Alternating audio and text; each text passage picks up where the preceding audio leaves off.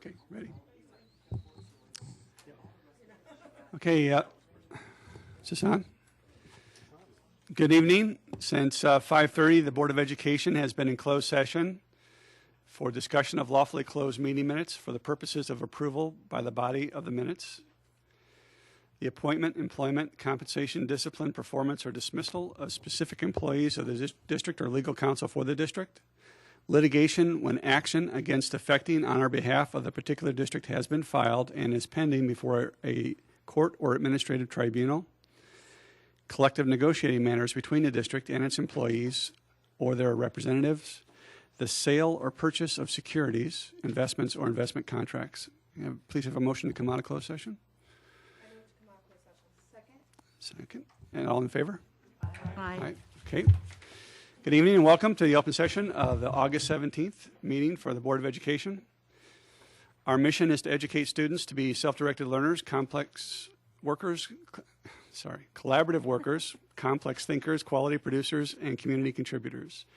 Roll call, please, Ms. Bell. Board members present: Jackie Romberg, Susan Pratty, Susan Price, Terry Fielden, Kristen Fitzgerald, Mike Yench, and Donna Wahnke. Okay, would you all please rise and join me in the Pledge of Allegiance? I pledge allegiance to the flag of the United States of America and to the republic for which it stands, one nation, under God, indivisible, with liberty and justice for all. Thank you. Okay, we will open with the public hearing for driver's education fee waiver. So I'll call to order the public hearing regarding the Naperville Community Unit School District 203 driver education fee application for waiver. Illinois statute requires that when a school district seeks a waiver from the school code, a public hearing must be held. District 203 is seeking a waiver from the Illinois General Assembly in regard to the fee charged for driver's education. Overview of the process would be: hearing will begin with comments by administration. The administration's comments will be followed by public comment. Please refer to the sign-up form. Public comment will be made in the order that they're received, and individuals will be limited to 3 minutes of speaking. After public comment, the Board of Education will provide comments, and then the hearing will be closed. Superintendent and staff comments? Great. I'll just make an introductory comment, then I'll turn it over to Brad for any additional comments. We last discussed this at our July 20th Board of Education meeting, and I'll note that Brad referenced an August 14th deadline in that presentation. Brad has been in conversation and has documentation from Winnie Tuthill with the Illinois State Board of Education that having the meeting today on August 17th and submitting the waiver afterward is appropriate and would still allow for consideration by the General Assembly in the fall session. So tonight, as required, we have to have this public hearing, and I'll turn it over to Brad for additional comments. Okay, well, really that covers it. We're seeking the waiver because state law limits you to $250. We are recommending that for the 16-17 school year that our fee would be set at $300. And we're seeking the waiver would allow us to set the fee up to $400. But for 16-17, we're just recommending the $300, which is $50 increase over the current. And I provided there for you our benchmark districts and what they're currently charging. So with that, I'd answer any questions. Okay, before we go to that, are there anybody from the public who'd like to comment on the driver education fee? I have no cards in front of me. Okay, board comments?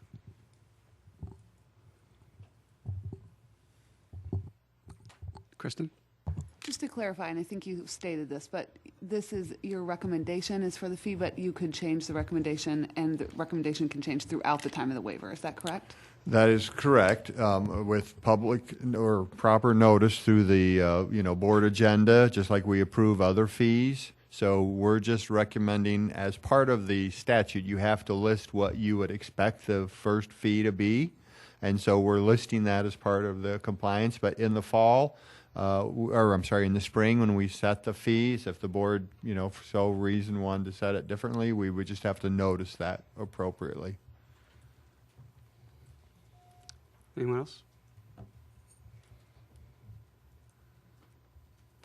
Okay, then we'll close board comments. Kind of a motion to adjourn the public hearing on the driver's education. I move to adjourn the public hearing on driver's education. Second? A motion and a second. Can do a roll call? Or Do a roll call vote. roll call, please, Ms. Bell. Rombard? Yes. Pratty? Yes. Fitzgerald? Aye. Wonky? Yes. Yench? Aye. Price? Yes. Fielden? Yes. Motion carries. Okay, on to recognition and good news. Okay, a couple just good news points. First, just I would like to highlight and thank both our IT team, our instructional technology team, as well as our learning services team on all the work and collaboration that you've done for the readiness for the digital learning initiative for this year, between the professional learning that occurred all summer to the deployment of the devices and the infrastructure updates to ensure that we are ready for full connectivity of about 6,000 high school students beginning tomorrow or Wednesday. Phew, those kids need that extra day, don't they? Beginning Wednesday. It's been a great work and a great team effort. So that's great news for us, great news, I think, for our kids. And again, I'd call your attention to resources available on the website that are being shared with our kids, our parents, as well as our staff. And of course, my favorite day of the year is near, and that is the first day of school. I think that's good news is Wednesday. So we have a full day of school attendance on Wednesday. Kids who are at home watching, I know you're excited for that. We'll see you Wednesday. I don't know if anybody, at least nobody in my house is watching the meeting, not my kids. So on to public comment. I don't have any cards, but if there's anybody from the public who would like to come and speak before the board, it's 3 minutes for an individual, 5 minutes for a group. Okay, we'll go on to communications and written communications first. They're there. We have one FOIA there for people to view. Superintendent staff school reports. Great. I'll just make a comment as I invite our Director of Community Relations, Julie Carlson, to come forward to provide you an update on the Welcome to 203 community event. But we're very excited about this event, our first event, which is coming up on August 29th, and Julie's going to give you a brief update on that and hope that members of the community, especially targeting our new families to District 203, but encouraging all of our families to come together on August 29th at Napier Settlement. Julie? Good evening. I'm very proud and excited that we will be hosting a Welcome to 203 community picnic on Saturday, August 29th from 4 to 6 on the grounds of the Napier Settlement. I'd like to share with you a little bit of background on how and why this event came to fruition and what you can expect if you will be joining us there. Superintendent Bridges regularly reminds audiences that District 203 believes that an exemplary school district is the result of a collective partnership of students, staff, parents, and community. The work of the National Network of Partnership Schools and other studies indicate that family involvement has positive effects on academics, attendance, behavior, and other indicators of success in school. 6 keys to successful partnerships are parenting, communicating, volunteering, learning at home, decision-making, and community collaboration. The School Family Community Partnership core team focus has been to nurture a welcoming environment. And this supports the work of our principals as it aligns with Rising Star Indicator CL7. The environment of the school, physical, social, emotional, and behavioral, will be safe, welcoming, and conducive to learning. A welcoming climate will support and encourage involvement by all families. The Naperville North High School Success Parent Group has hosted a back-to-school picnic very successfully in recent years. A few months ago, members of the Success executive team presented this event to the Diversity Advisory Council, where we discussed the different attributes that would be characteristic of a successful welcoming event. Many of the elements from that event have been incorporated into our Welcome to 203 picnic. The event flyer, which I believe each of you should have, looks like this, has a list of the participating community partners who are working with us on this event. Each will bring marketing materials, games, and prizes. The partner booths are set up to flow between the school booths, and to facilitate circulation throughout the event, our steering committee, which is comprised of members of the Diversity Advisory Council, home and school presidents, principals, and the school family team members, School Family Community Partnership core team members, suggested that we do a bingo card and have raffle tickets to drive traffic throughout the event. So for each booth a family visits, they will receive a raffle ticket, increasing the chances to win a basket. Baskets have been provided by Anderson's Bookshop, Downtown Naperville Alliance, Naper Settlement, the Naperville Convention and Visitors Bureau, and we also have some family-donated book baskets. I'm also excited to tell you that the bingo card is being designed by one of our student reps on the SFCP core team. So we do have a map that goes along with the entire event. The green spaces all over the settlement grounds will feature activity exhibits from the DuPage Children's Museum, both the Naperville and Lisle Park districts, as well as the YMCA. We also have a lot of volunteer opportunities. There are 100 volunteers that are going to be needed to help set up tables, greet guests, facilitate traffic flow, answer questions, and support the different children's activity stations. Our steering committee members have already signed up, and the high school principals and activities directors are recruiting students to lend their support to this event. We are thrilled to have the support of our community partners for this event. They're all very excited to have been invited and to be participating. And we're also very excited that we have generous in-kind and financial sponsorship from Naper Settlement, Belgio's Catering, Marquette Properties, and the Rotary Club of Naperville. Are there any questions? Thanks for all your hard work on that, Hey, Julie. thanks. We're very excited about it. I hope be a to great see event. you all there. Do you have you anticipated a role for the board? I mean, I'm sure I would certainly be happy to provide directions. I'm going to set up tables. That was what I. This way, over here. Really, the No, role do you of the have- board is going to be to serve as ambassadors and welcome people. The goal is to make everybody feel very welcome, to connect them with the resources that they need to be successful in our learning community and here in our community in Naperville. Okay. I'll ask Mrs. Bell to send the board an invite so that you can be able to identify your ability to attend or not, and then we'll make sure for sure introductions are made. Okay, great. Any other questions? Thank you. Thank That you. looks terrific. Okay, I'll ask our Director of Professional Learning, Melissa Hampton, to come forward. One of our commitments within the blueprint addresses job-embedded professional learning for our staff. And as I referenced earlier, one of the areas I'm especially proud of this year in the work that's been in the summer is readiness for DLI. That's just an example of the types of great work that we're doing and have been doing over the past year. So Melissa's going to give you just a review of our philosophy and framework around the professional learning and just some of the highlights that we've enjoyed. So Melissa, I'll turn it over to you. Great, thank you. Good evening.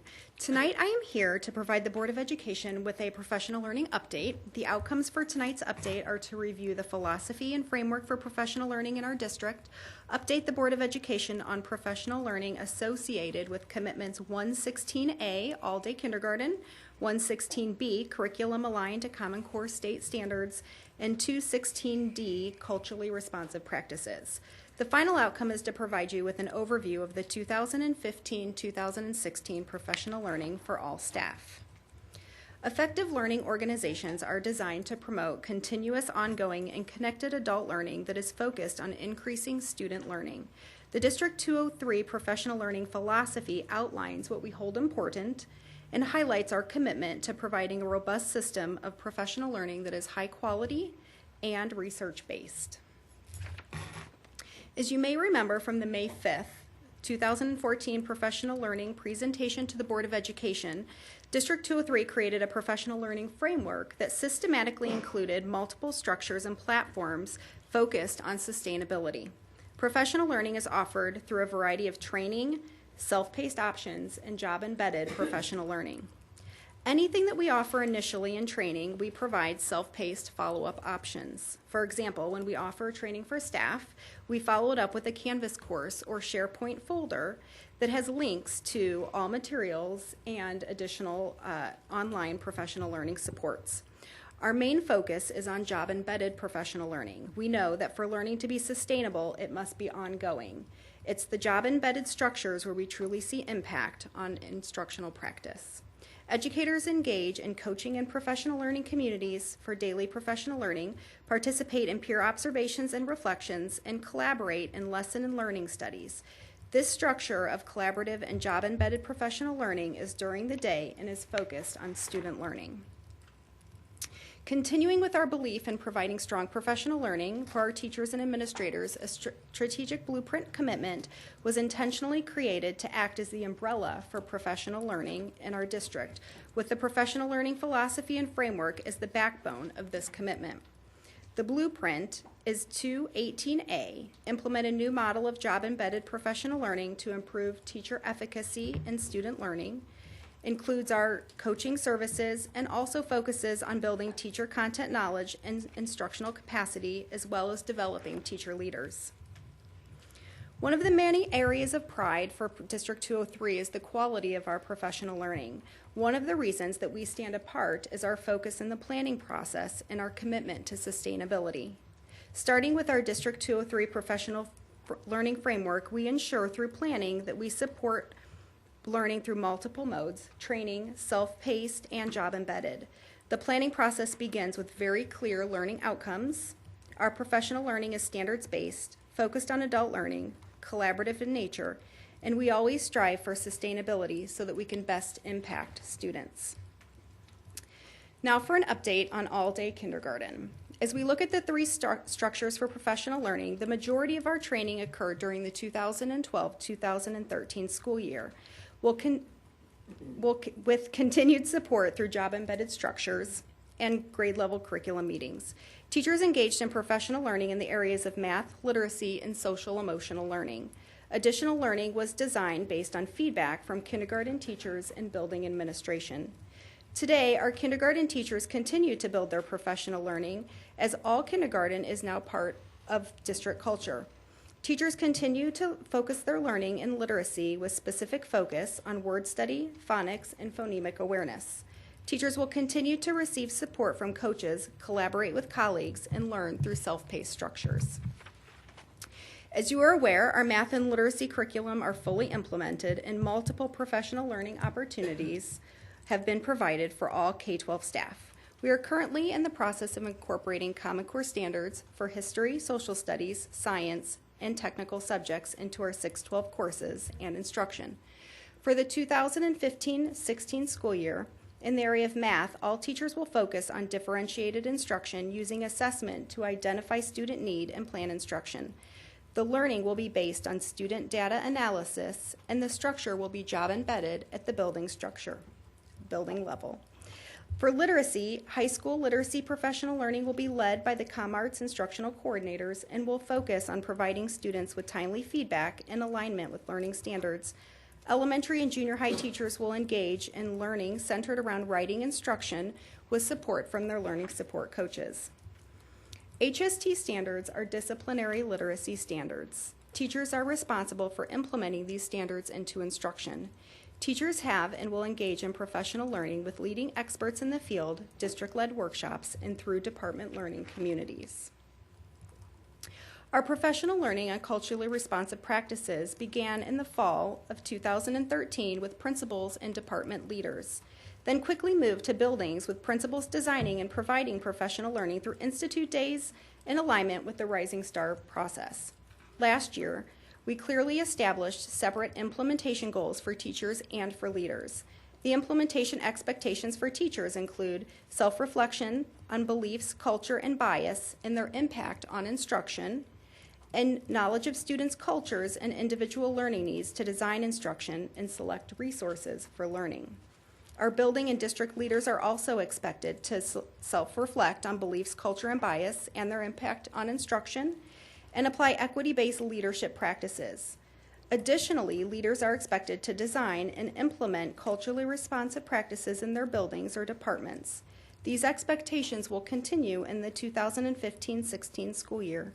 The focus will move toward providing more self-paced tools and support through job-embedded practices. As you have heard from tonight's presentation, professional learning will be focused and exciting in 2015 and 2016. Priority areas align to Focus 2020 and are designed carefully to prepare educators.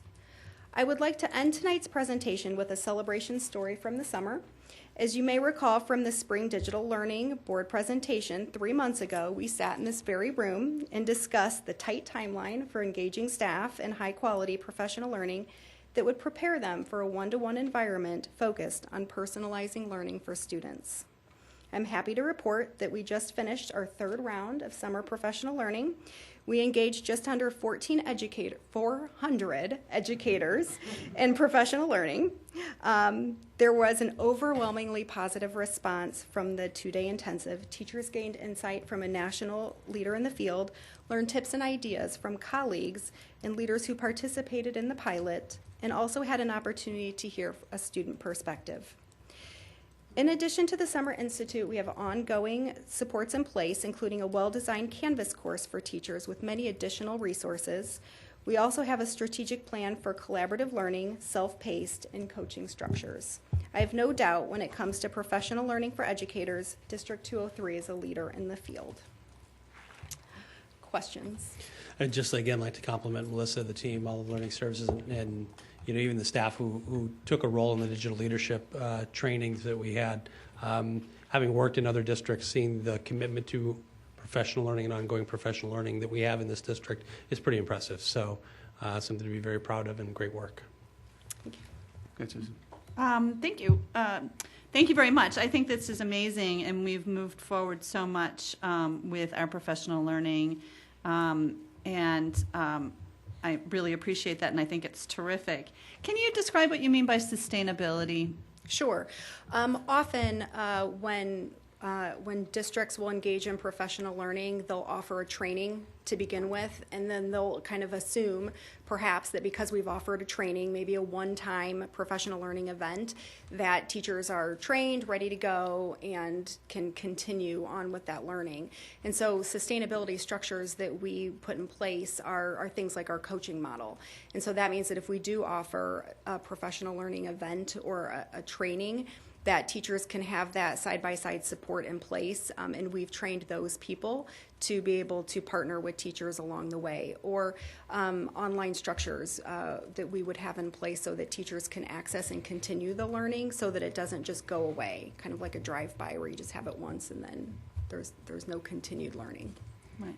And then how are you assessing the efficacy of what you're doing? Do you have any assessments that you do of that? Or Sure. Initially, after every professional learning that we offer, we survey the teachers.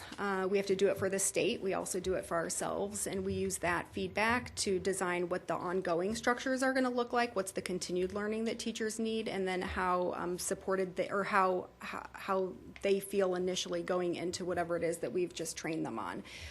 If they're feeling that the professional learning gave them what they needed, or if they were still needing additional supports in addition to what we've already had planned. We use that initially. Okay. We get feedback from teachers ongoing, from learning support coaches, and also from administrators. Susan.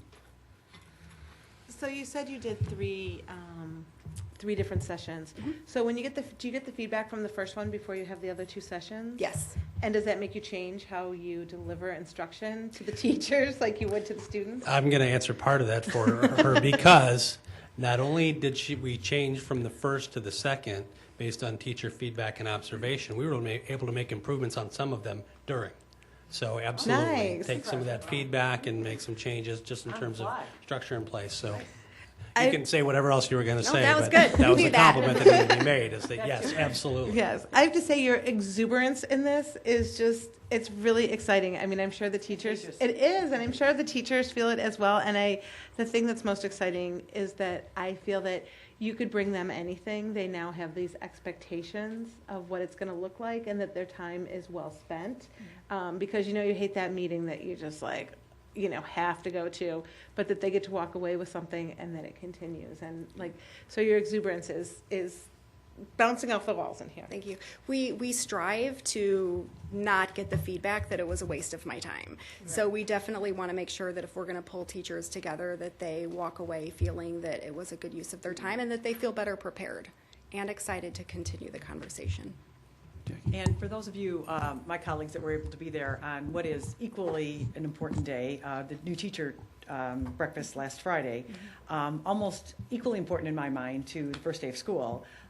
Your energy was just contagious in that room, and thank you for your participation, because I'm not a teacher and I was excited. I thought, I can't wait to get to where can I go? So, but it was well received. As I watched the room, everyone was engaged, and you weren't one of the first speakers, so you kept everyone's attention, and it was exciting. So thanks so much. Thank you. Any other questions? Kristen? That's funny. I was going to comment on the new teacher breakfast as well, and to compliment both of you, because our superintendent had some quite inspiring comments as well. And I thought, as I was listening to it, right, exactly, the popular mechanics. I mean, it was a very wonderful start, and I was wishing that everyone had been able to go to that, because it was such an inspiring start. I'm so appreciative of your efforts to do the job embedded training. You know, as you mentioned, the sustainability. I think that it's that piece where, you know, that continuous feedback. Can you give just an idea for us? You've got some of the examples here that are sort of broad-based, the professional learning communities, that kind of thing, but what something would be that you would work on in a job embedded way for one of these goals? Sure, absolutely. So I'll take peer observations. Okay. So one of the ways that we learn right in front of us is when you're able to see people do something in action. So there's one thing if you kind of hear about it or learn about it, but if you can go and observe it. So one of the structures that we have in place that has been utilized by some of our schools, or probably by all of our schools, is the opportunity to do peer observation, but in a peer observation with reflective conversation afterwards. So you might have an opportunity, let's say with a learning support coach, to say, I'd love to go see a certain classroom and what they're doing. So they would have conversations ahead of time about what that classroom might look like and what they were going to look for. Go in, do a peer observation, and it might even be with a group of teachers, and then afterwards have a reflective conversation about what they saw and what they might want to implement into their own classroom. So you'd be centered on one of your larger, like, culturally responsive practices, or one of your larger goals, the math or the literacy standards, and then you'd have the opportunity to sort of select something that you wanted to go to. Yes, That's wonderful. absolutely. And then tailor in that observation to see exactly what it is that you were trying to improve in your own practice. Right. Excellent. Donna? So this is so exciting and so far that we've come since I was involved in teacher learning. And when I'm looking at your three areas, are all of them embedded into every training, or you know what I mean? Like, so you've done the 3 sessions this summer. So obviously they still have self-paced tools and they'll do the job embedded. But if they didn't, were they required to come this summer to those 3, or? They were not required. Okay. But we do have and are working on the final pieces of putting together a video of the training. Okay. So if they weren't able to attend in person, Then they they'll have still, the other yep. 2 strands that they Yep. can still participate And in. then everything that we did within the training, so that's where part of the self-paced comes in. The entire training, all of the handouts, any of the presentations, supporting materials are all in Canvas, in addition to lots of other resources for teachers. And so they can access everything that they would have there within that as well. Thank you so much for the detail and the availability that it is for for the teachers in different environments. Any other questions from the board? Okay, well, thank you very much for the report. Good job. Thanks, Melissa. Okay, we'll move on to President's Report. I'm going to ask Rob Cooper to come up and take the chair. Rob is the attorney for the school district, and at the last meeting on August 3rd, there was 2 members of the Board of Ed were sent to ask Rob a series of questions, and Rob is here to offer comment on those answers as presented to the board, as he feels may be appropriate. Thank you. I still have to remember to press this microphone, so remind me. I did have the meeting that the board recommended. Met, I believe it was last Tuesday, with the 2 representatives. I prepared a document in response to that is attorney-client privilege. That privilege belongs to you as the board. And tried to be as explicit in answering the specific questions as I could be. It's my understanding that there were some questions about this document, not additional questions, because I'm really prepared only to speak about what the discussion was. Questions? I have a question for you, Rob. Could you go over on page, can I refer to this for you to answer a question? Yes. Okay. Could you go over on page 5, the procedures to shorten the term of the board president, specifically the due process if the board is seeking to remove the president of the Board of Education? There are two mechanisms to reduce the term of the office. The first is found in one of your board policies that allows you at the end of the first, if you have adopted a 2-year term, you have a board policy that allows you by motion of the board to reduce that from 2 years to 1 year at the conclusion of the first year.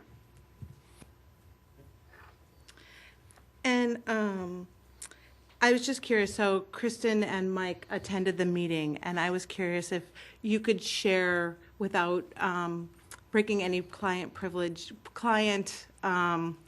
privilege, was there anything that surprised you or that you learned in that meeting?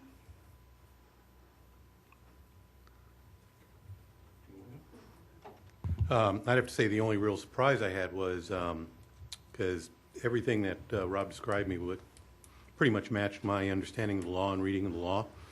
And the only thing that surprised me was when he told me that the president had already reached out and asked at least one of these questions, and he assumed that we had received the information, and Kristen and I both looked at each other and go, nope.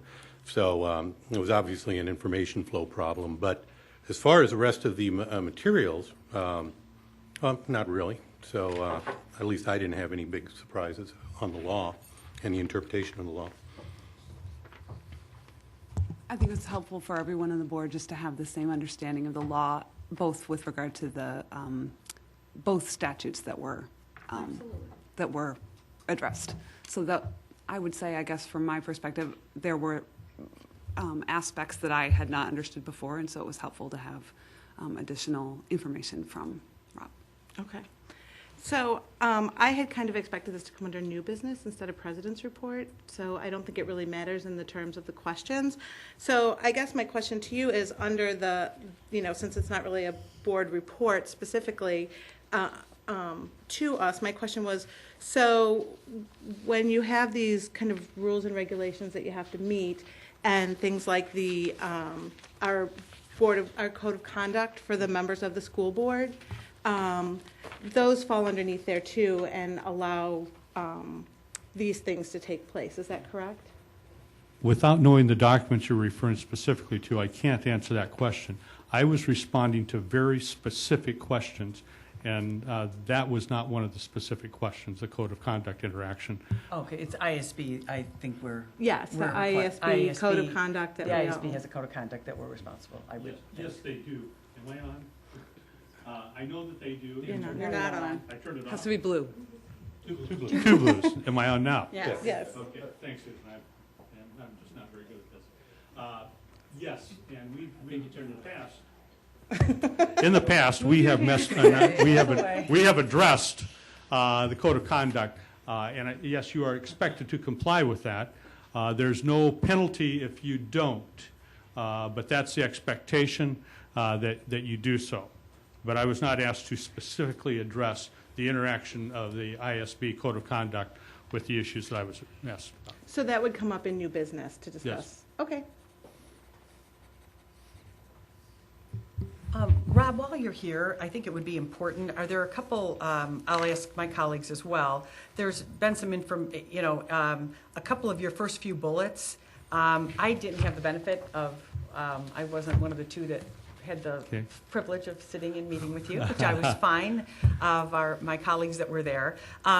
But I just would like you to enumerate a couple of the one-on-one conversations.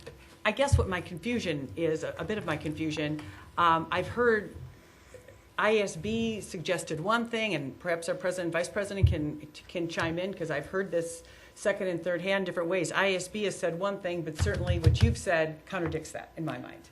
Well, I don't know what ISB has said. I can tell you what the specific intent of the law is. That's what I would be interested in. And I will read it for you. I'm not trying to be too pedantic. No. But that's what I'm asking for. When you look at the statute, the Open Meetings Act, correct.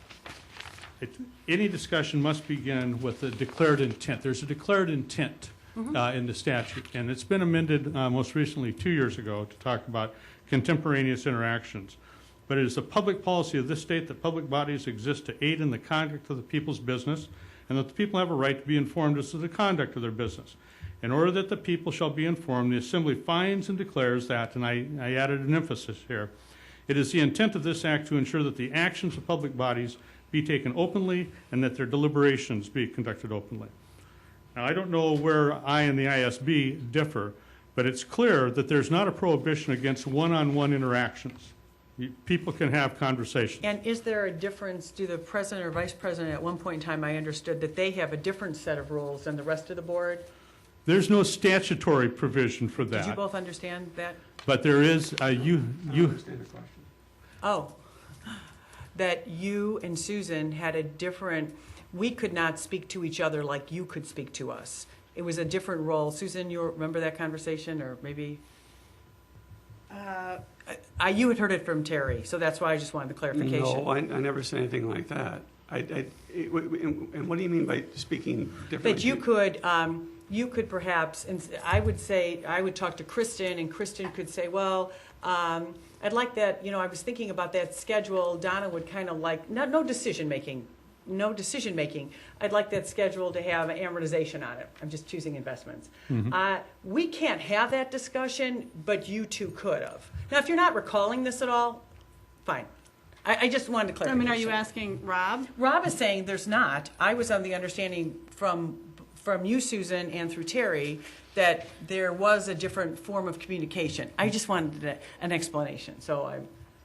Individual board members can have conversations with individual board members. Using your example, you could have a conversation with, pick one, about amortization schedules. Right. And of course, the president and vice president can meet, as I believe you do in this district, and have conversations. But there's no special privilege for them. It's one-to-one issues. And I wasn't referring to it as a privilege at all. Okay. It was just that I had understood, and I'll go back to my detailed notes, that they had heard from, one of you had heard, I thought it was Terry, but I might be mistaken, through the ISB rep, that the chain of communication could be different with the president and vice president, such that then it would be the rest of them. Because I've sat in those roles for 6 years, it was certainly new to me.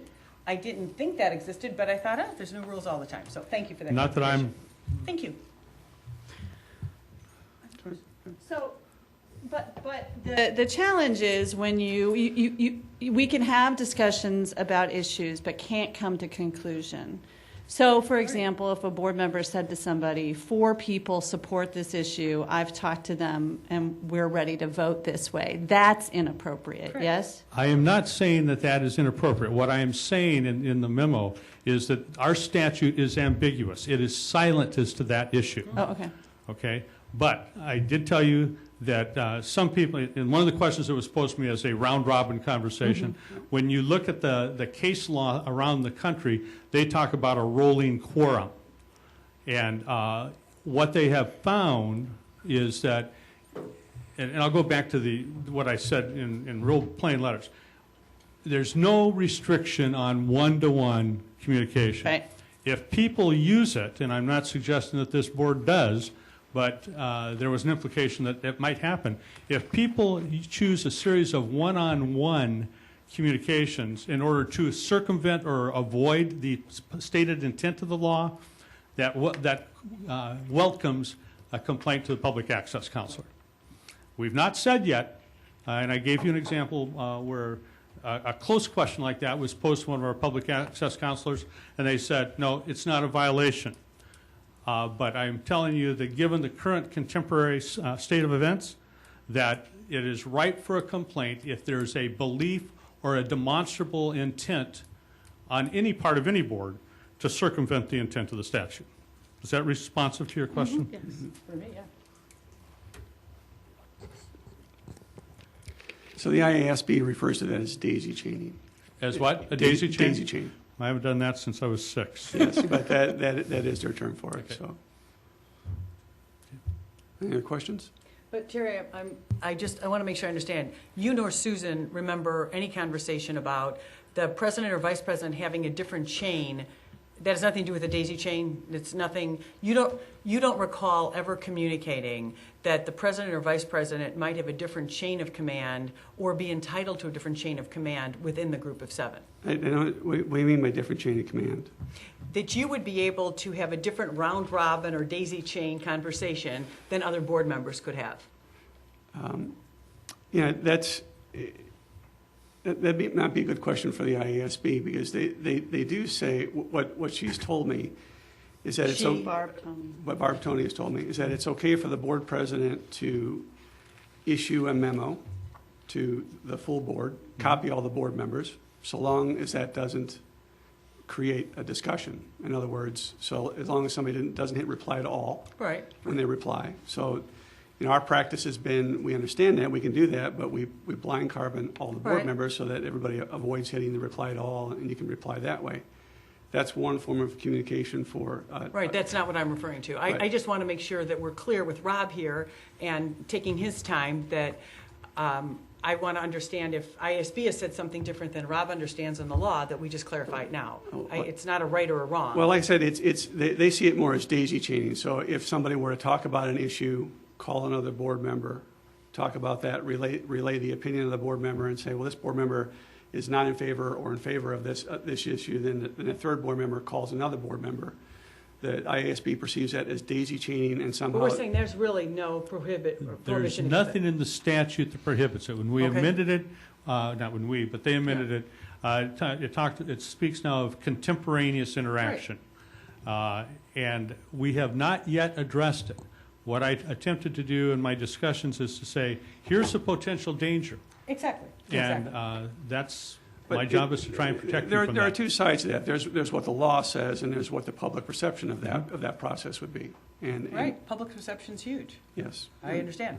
I just wanted to make sure that so as long as we don't think there's a difference, there's 7 board members, we're equal board members in terms of communication, except we have 2 administrative board members that certainly have more meetings and have more organizing to do. So. And the law allows that. Perfect. No, I have no problem with that. Awesome. Thank you.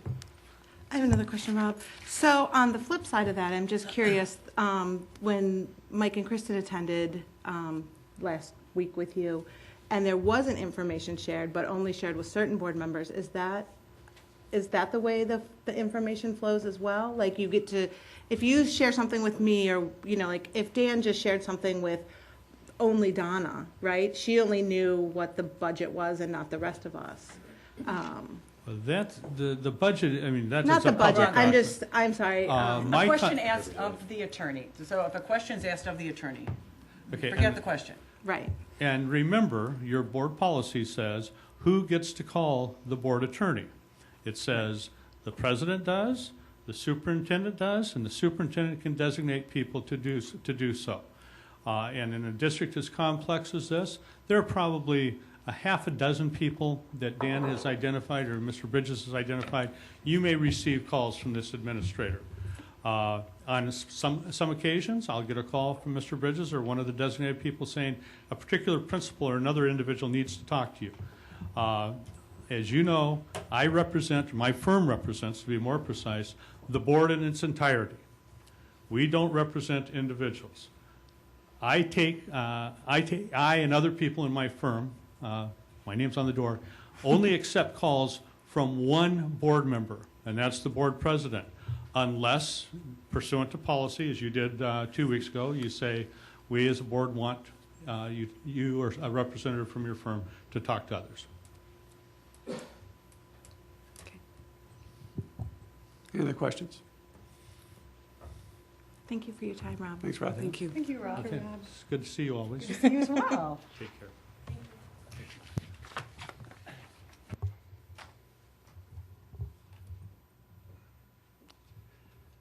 On to Board of Education reports. None? Okay, moving on to item 8, monthly reports. We have, Real quickly. And does everybody have, I feel like Mother Hubbard, everybody has, I had some requests in the schools, my adopted schools, but then I had some other little requests in there too. So I just want to make sure everybody, school visits on Wednesday, if you'd like to go. I've Let Dan had handle it. requests from 3 board members to visit on Wednesday. There are 3 cabinet members that will either touch base with you this evening or tomorrow. Awesome, thank you. And thank you to the principals. I know that many of the board members are reaching out to their adopted school to sit down with the principals and kind of go over ways that they can, be a part of that school community for the year. So thank you to the principals for taking the time for that, because that adopted school experience is a wonderful part of being a board member. It really educates you as to all those different schools and what's going on in each. Okay. The treasury reports, investments, insurance report, budget report. Are there any questions for staff on those items? Okay. Move on to the consent agenda, and we'll need to pull the minutes from August 3rd for separate discussion. Anything else? Okay. I did the bills and claims this month.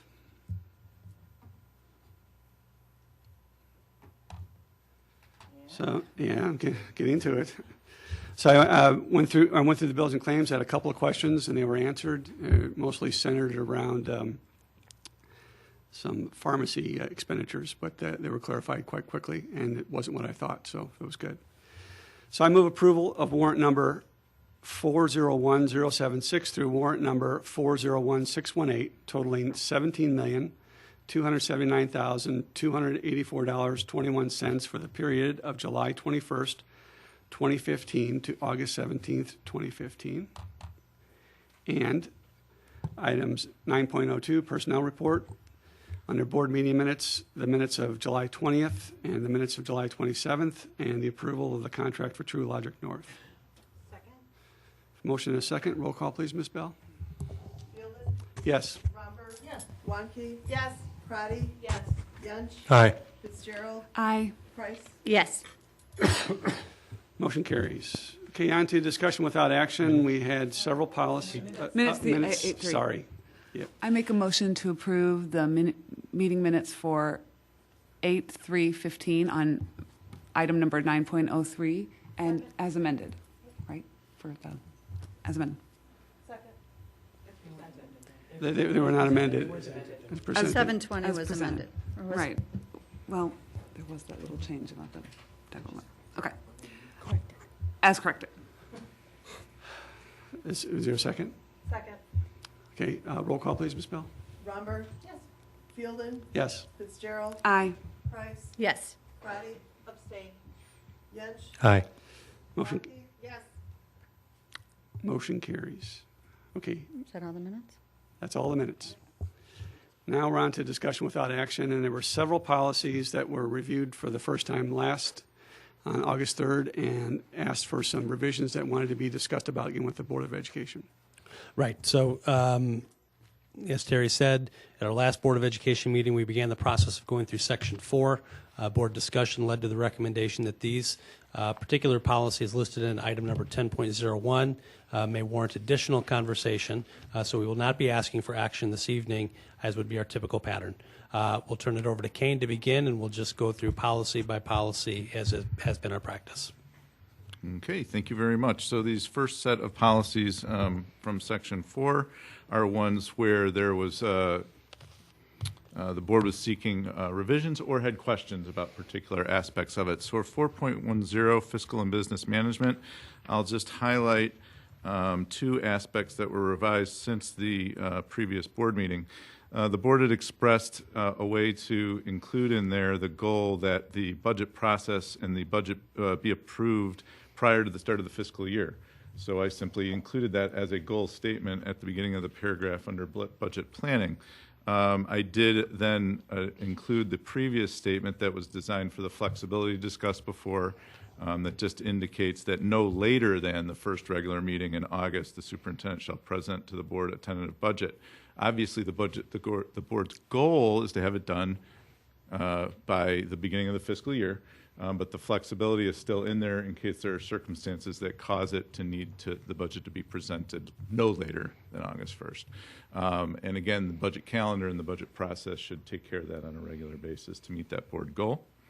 At the end of 4.10, you can also see where it's been just the language, including all sub-funds included about inter-fund loans and transfers and so forth. Any questions on 4.10? I think the biggest question would be the addition of the goal statement. Does that meet the board's satisfaction? Such a question, Donna. I love it. Thank you. It does a nice job of keeping the heart of what we were trying to do without the restriction of the dates. So thank you for putting that together.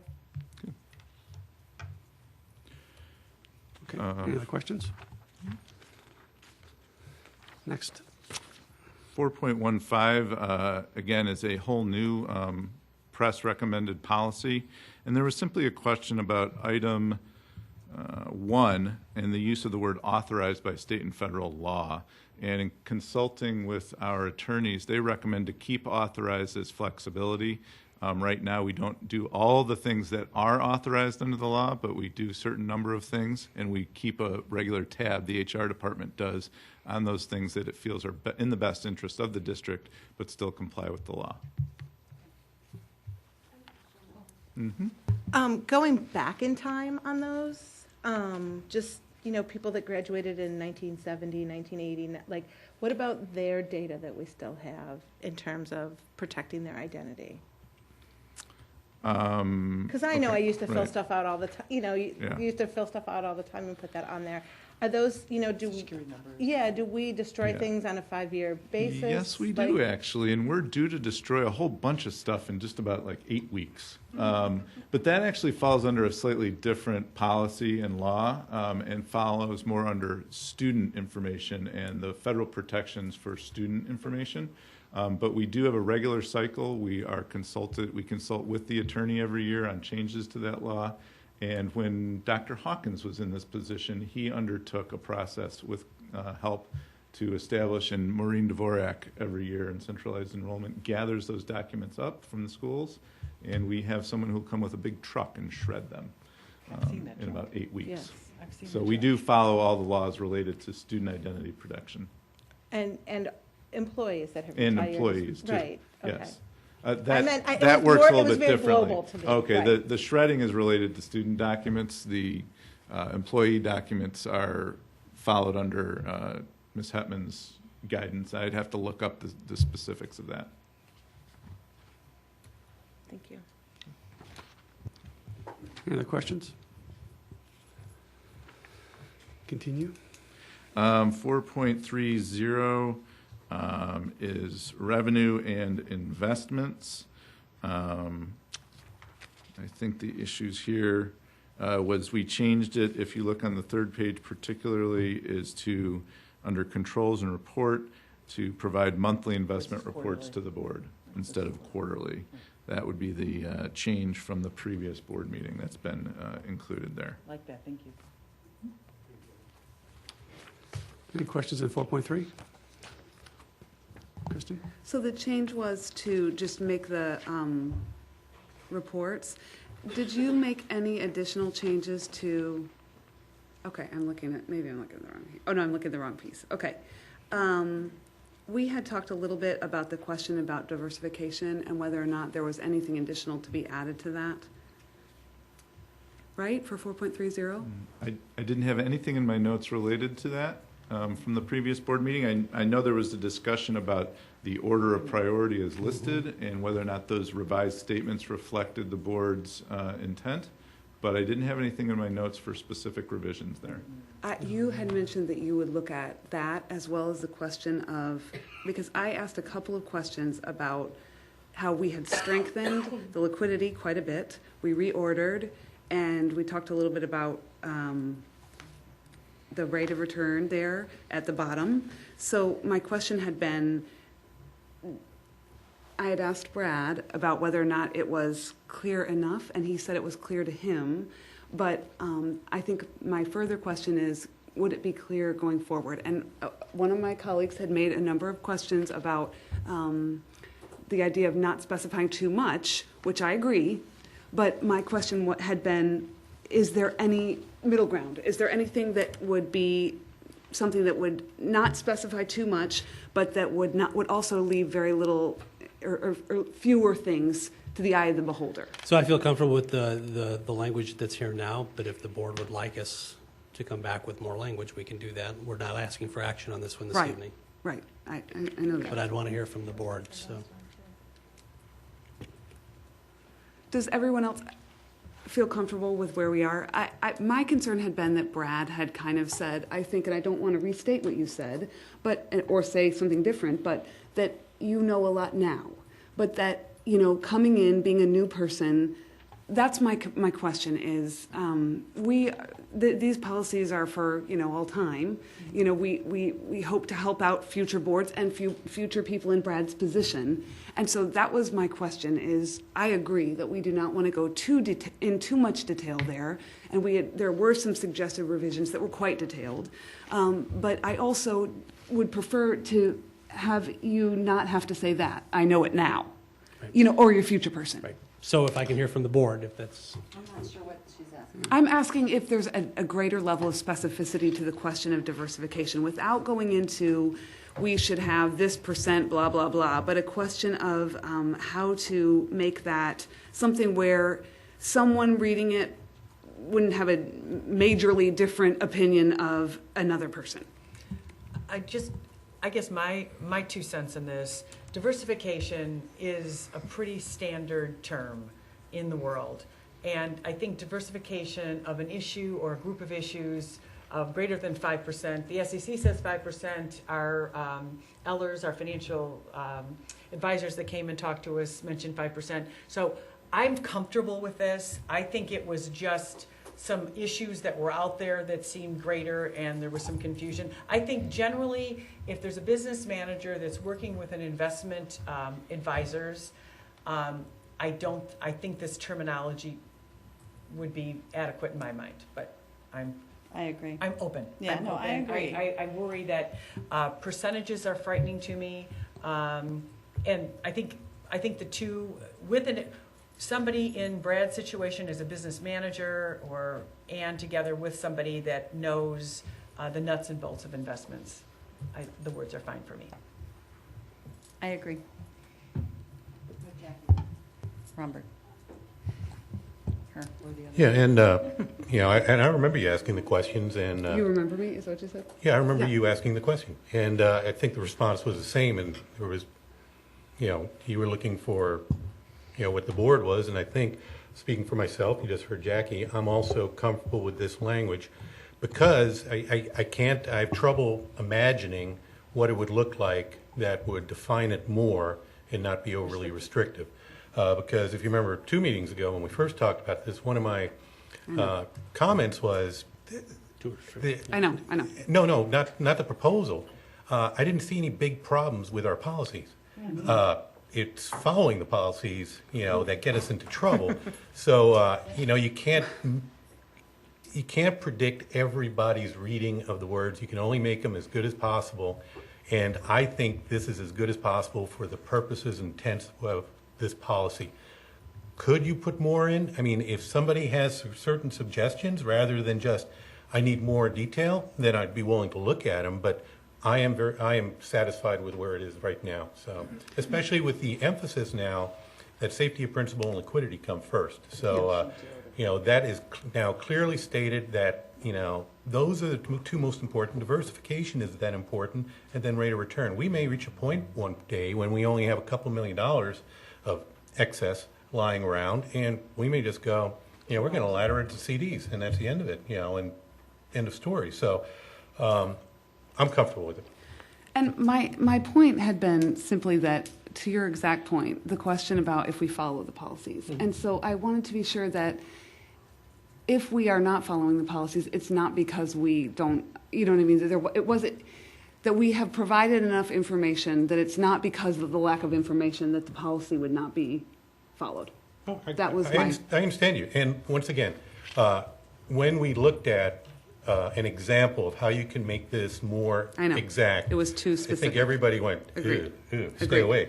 And if someone comes up with something else, then I'm certainly open to looking at it. But for now, I'm perfectly happy, and I have trouble imagining how you would dice it differently that would still be acceptable. But just one person.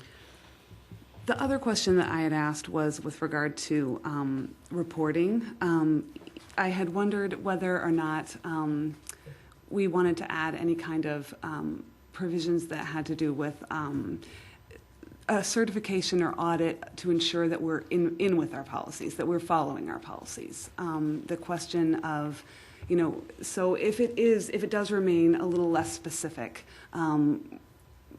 do we want to consider whether or not we would want to add any kind of provision that would say we, monthly or quarterly or whatever we end up doing, add that to our criterion. We have here, we're assess whether it's meeting the objectives. So I think we do that already through the updated and revised report that we've been asked to submit, and making sure the language says that it's monthly. We have the opportunity to have those reports and be able to discuss that on a monthly basis. As to whether or not it meets the policy. That could be a part of the conversation, absolutely. Okay, because we have recommendations also in this section with regard to 4.40 that are talking about, the recommendation in terms of how to be able to comply with the policy for 4.40. So my question is, it's sort of a similar question with regard to 4.3. We have the concern about 4.4 and whether or not we're actually in compliance with the policy and when we will be, and the recommendations there. It's kind of a similar question in terms of 4.3 and how the policy fits, whether the portfolio fits with it, if we have recommendations about when it will comply and whether or not it does comply. Do you see what I'm saying? Are you asking a question? Yeah, I'm asking the question of, do we need a couple questions? Do we need recommendations about policy 4.3, like we have for policy 4.4, as to whether or not it meets the policy and when it will? And my second question would be, is that, and I guess your answer, my question was, did we want to put that in the policy? I don't believe we need to put it in policy. Okay, that we would have that. Correct. Do we need then, I guess my question then would be, do we need recommendations similar to the recommendations with regard to 4.4? I'm comfortable with 4.3 as it's presented. If the board would like more explicit direction on that particular topic in there, we can look at drafting language in there. Not in the policy. I'm looking at your... That's what you just asked. Okay, we have recommendations with regard to the application of policy 4.4, which we'll get to in 4.4. Right. My question is, do we need similar kinds of recommendations for 4.3 that would talk about the application of the policy guidelines and if the portfolio meets the policy guidelines and whether or not we have recommendations about when it will? I see in 4.4 that we do have that. We have the recommendations here in the memo about working to align the long-term portfolio to fully comply with BOE policy 4.4. So my question is, do we need similar kinds of recommendations about 4.3 with regard to the investment portfolio? I'd turn to your colleagues and ask if that's the type of report or Okay. information that they'd want the administration to prepare. Colleagues? Because we've talked a lot about the 4.3 and where we are in terms of whether or not that we're in compliance with the policy, et cetera, and we're working on all the guidelines for 4.3. I'm comfortable with 4.3 where it is. I think what you're trying to, if I'm understanding correctly, Kristen, you're trying to build some sort of stopgap if policy isn't met. What would you do? When would you get back there? Correct? Well, we are doing that for 4.4. Right. We kind of have that policy for 4.4 where we're talking a little bit about how we haven't, I hate going to 4.4 because we haven't gone to it, but it's my only way to look for it as an example. We have the recommendations, and originally this is why I asked this. When I first started reading this, I was interpreting it to be for 4.3 as well. It is for 4.4, which I now understand. That was just my mind that turned it around.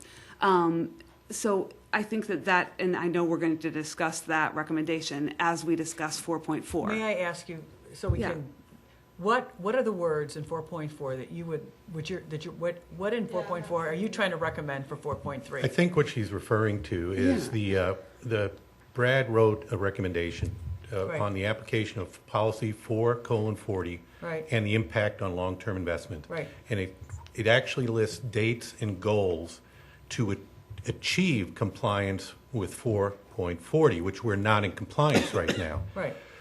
We do not have any statements from the administration setting a timeline or a plan to come in compliance with our other concerns, and pick any one, whether it's liquidity, diversification, or safety of principle. And arguably we are in violation of all three of those points, but there is no procedure written down right now, except I think good intentions, to fix that. So I see the parallel. I don't think it, and I heard you say this too, I don't think there needs to be any changes to the proposed policy, but I think what she's looking forward to is a clear verbalization of a plan to get us in compliance and I over think some period of time. The administrative side to it. Right. Which Correct. Is why This there are, administrative recommendation, that is, thank you for which translating is for me. why Thank you. we're looking at, that's why we're looking at the reports monthly. We change it from quarterly to monthly, in my mind. But This there, is why there is a 4.3. specific plan for 440 and the cash reserve. Right. There is nothing written that says, hey, this is our plan as administration to get us in compliance with all the issues in 4.3. Now having an understanding of really what, so I Yeah, apologize for and I- not getting it, and so thanks, Mike. Brad and I will meet, and we'll talk with Ellers, and we'll see, as we have our ongoing conversations about whether it be through our strategy that we're allowed to discuss as an exception to the Open Meetings Act, or as we do our monthly, we can look at putting something together for the board. That makes sense. I mean, I understand what you're asking. And Go ahead. And I think Please, go ahead. interestingly enough, once we meet the requirements of 440, by definition, Everything else. Well, let's solve a that's lot why of those too. other That's things. why I was really Maybe, having a hard time. maybe. But Yeah, it's that's- also, but it is a separate question. Because I saw the totally get it. relationship, and then I was focused on looking at policy. So Right. now I You understand where could, you're you coming could from. sell Right. enough investments to, Yeah. get our cash reserve Absolutely, all up, makes sense. but we Yep. still have the wrong investments. So- Correct. So that was my Diversity. right, and I can see how with regard to my other one in terms of the policy, as stated in the policy, in number 1 under controls and report, the monthly investment report will assess whether it's meeting the investment objectives as stated in the policy. You could say that that's meeting the policy. Yeah. But I would like a specific timeline as to your recommendations as to when the portfolio will be in compliance with the policies.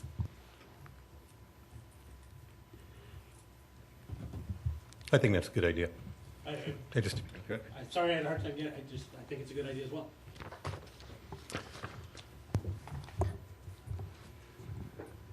Okay, any other comments on 4.3? Okay, 4.4. oh, Kane's still here. So quiet. 4.40, incurring debt. The changes since That's my favorite one. feedback from the previous board meeting has been to the definition of cash and cash equivalents in enumerated section 7 of this policy. So Brad, do you want to speak maybe to where that language came from? Absolutely. So some additional language was added under the definition for cash and cash equivalents. That was recommended by Ellers and Associates because of the highly liquidity nature. They're recommending that bonds and notes of federal agencies maturing within 24 months would be considered a cash equivalent, and long-term investments that would be municipal bonds that we're currently holding. If they're maturing within 12 months, they would consider that a cash equivalent also.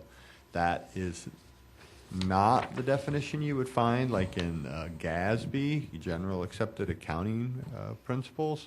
They would put it more at only 3 months, but that this is for board policy and to answer your question of liquidity as the board determines it. So it would not need to comply with an accounting procedure.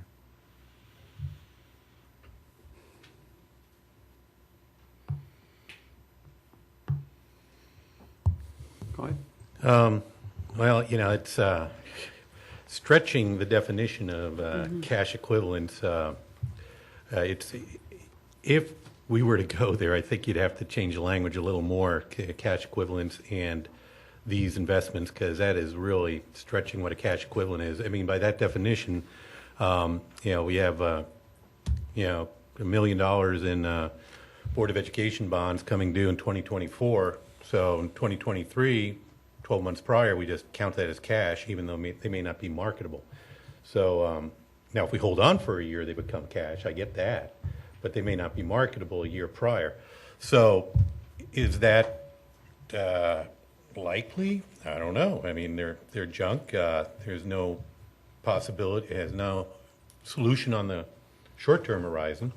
So, I take that as it's clearly a worst-case example, but it's a worst-case example we're living with right now. So that's why I'm not saying I'm absolutely opposed to loosening it up, but still in my mind, calling a bond, especially a zero coupon, which we don't get until the maturity date. We're really dependent on the market of that bond until the maturity date. So that's a little bit problematic for me, unless now you go into the micro definitions of, okay, what is a liquid bond? What's the market for it? And you kind of make that with the government treasuries. Those are probably much more marketable than some of the smaller issues we have. So I'm curious to hear where the rest of the board is, but I tend to be a little more conservative than what you're proposing on some of those investment issues. Can I just comment on one thing on that? So this policy, 440, it's the measure or the time we would actually do this would be at the end of the fiscal year. So if you're looking at a 12-month period, we would have already at that point adopted the next year's budget. So, I think the thinking is if we're going to be, because we're always projecting, and have a budget done at least 14, 15 months prior. Mm-hmm. So we would well know prior to that if we think there's a concern coming up. Now, the actual measurement period would be, this is a June 30th measurement that we do, but obviously we know where we're running. So the thinking is that 12-month window would be covered already by the budget the board already adopted. So in December or February, well be outside of that 12-month window coming up, if the board was like, look, the state budget's doing this and all these things, then we would certainly know well in advance that, hey, this is a concern, we better be more conservative, we better discuss this more, what about these bonds? So that's the thinking. It's just because we're always planning about 18 months out, that 12-month window seemed to be appropriate. Plus, any bond, the closer you get to the maturity, obviously, the more marketability. But I hear you. CPS is a perfect example. What would that bond trade at? It'd have a pretty active market if it's within 1 year of maturing, but it's a good question. Go ahead, Jackie. Brad, we have basically two investment advisors. PMA we can use as well. Did you ask them what their definition of Cash equivalent liquidity?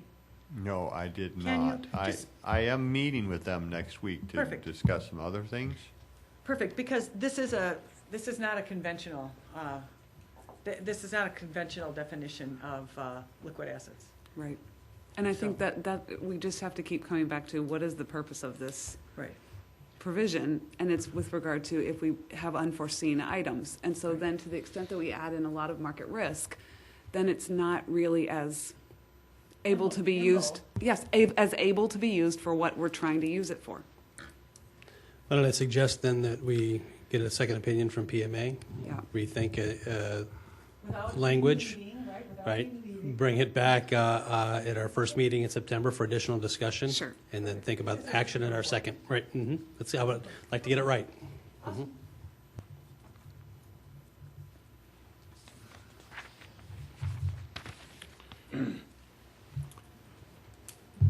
One last thought I just had when applying this policy. With the measurement period of June 30, this policy also has to exclude 100% of our early tax collection, which would be done in May and June. So after the measurement period of this policy, we would also know the fate if there was any concern. So this policy has two built-in contingencies.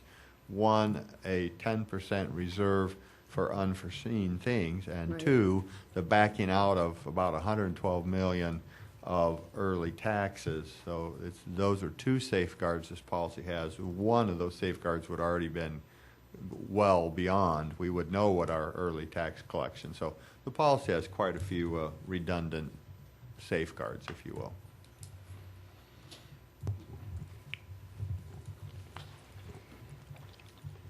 Okay, Kane, Okay, you Kane. go to 4.8. 480, I think there was just an outstanding question as to whether or not this policy was in alignment with our auditor's letter.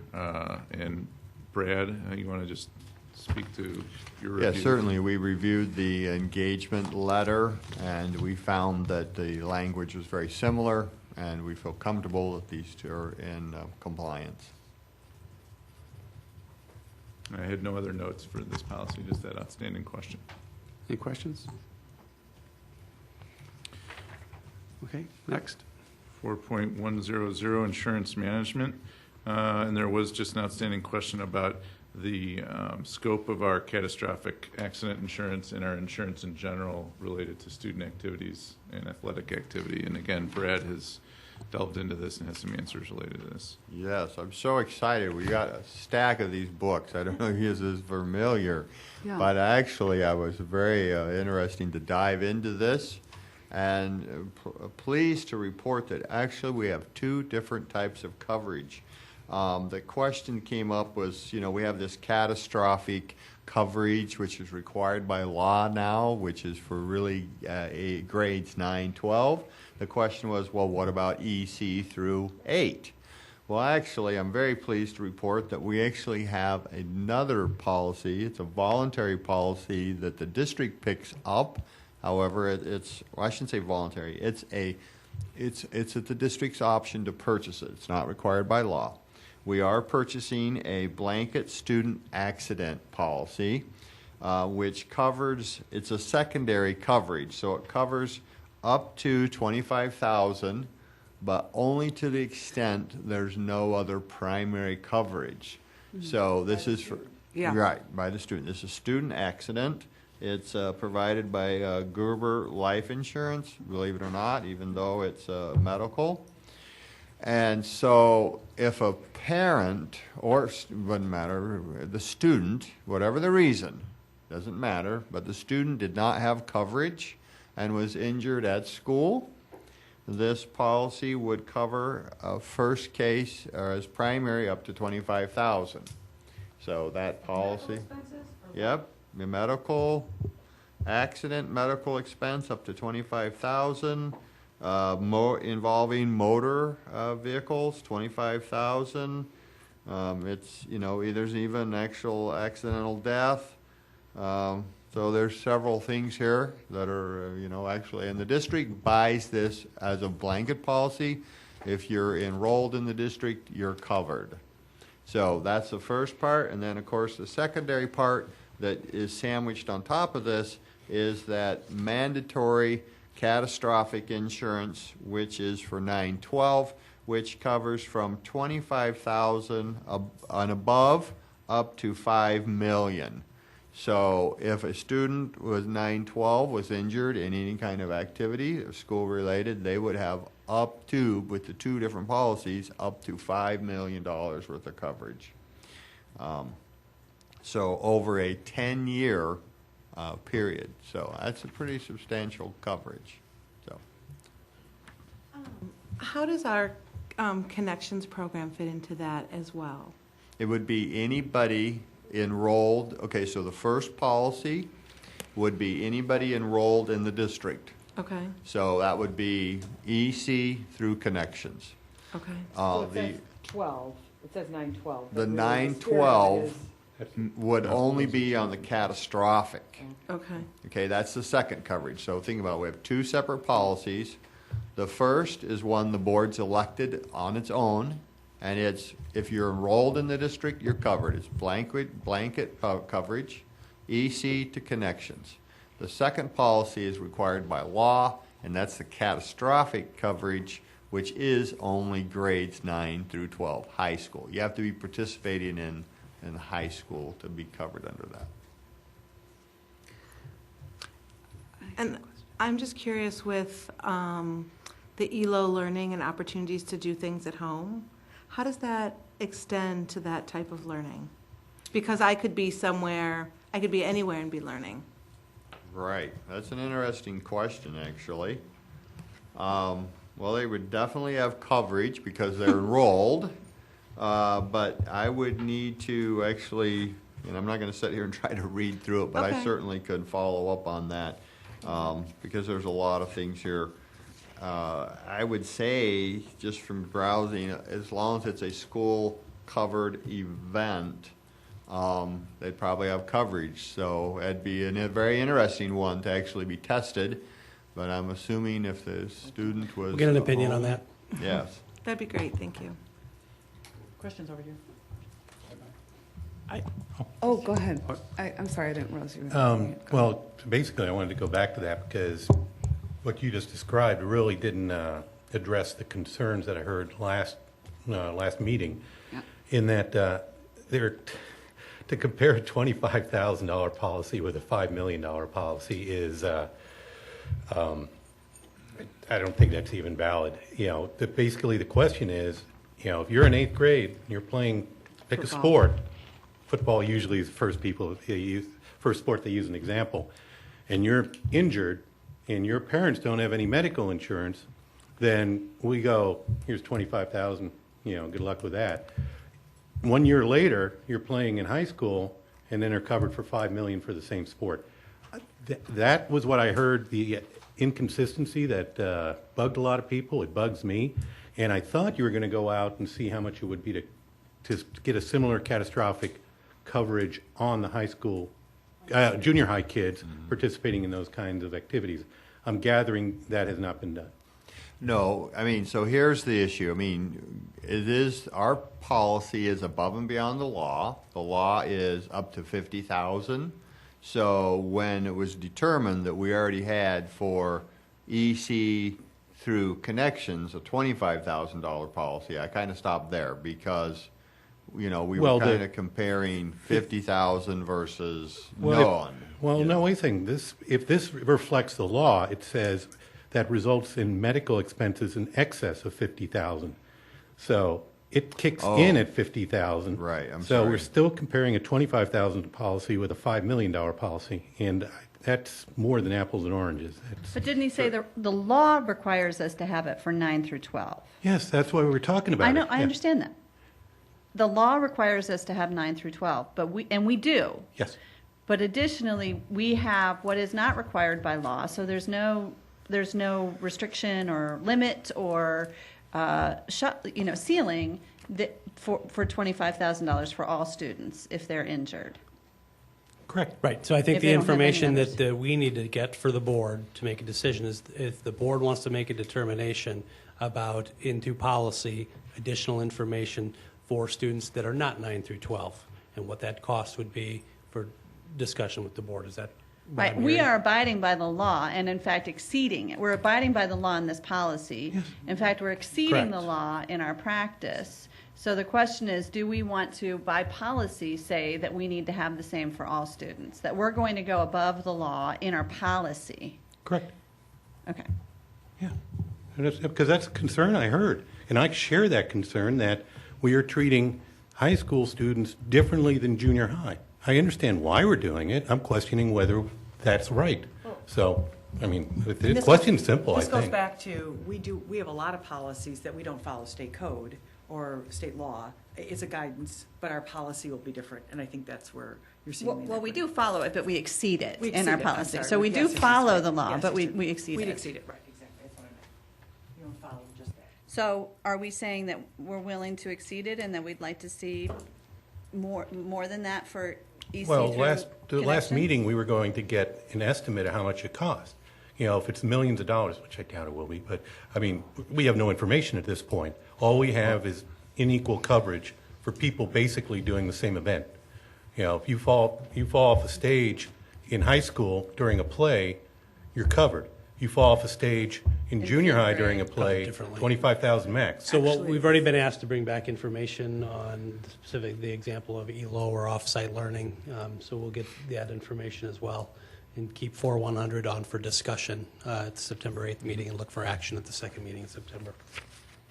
Okay, we'll just add, For the 9/12 catastrophic, the current premium is $17,296, so we'll get what it'd be for district-wide. I think one, The 9/12 catastrophic coverage, the second one I talked about, the annual premium, $17,296. So we'll get a cost for district-wide. So we already know that high school only is costing about $17,300. 17,300 was what Right. it cost us to take this policy 9 through 12. Is that correct? Right, that's correct. And then you had said, I believe, because I recall the question as well. I think it was you who raised the question about this, the junior high athletes. The question was, is it even available? So that I think that had been your other question. Right, too. we'll have to just go, Yeah. we'll go to the same market Okay. and find Yep. out what they, So if the fee is more to us, is it possible to include those in student fees? You know, you could divide it out, you know, or look at those things. I mean, because we charge for books if you take a different class. I mean, it's- That is an option that could be considered. okay.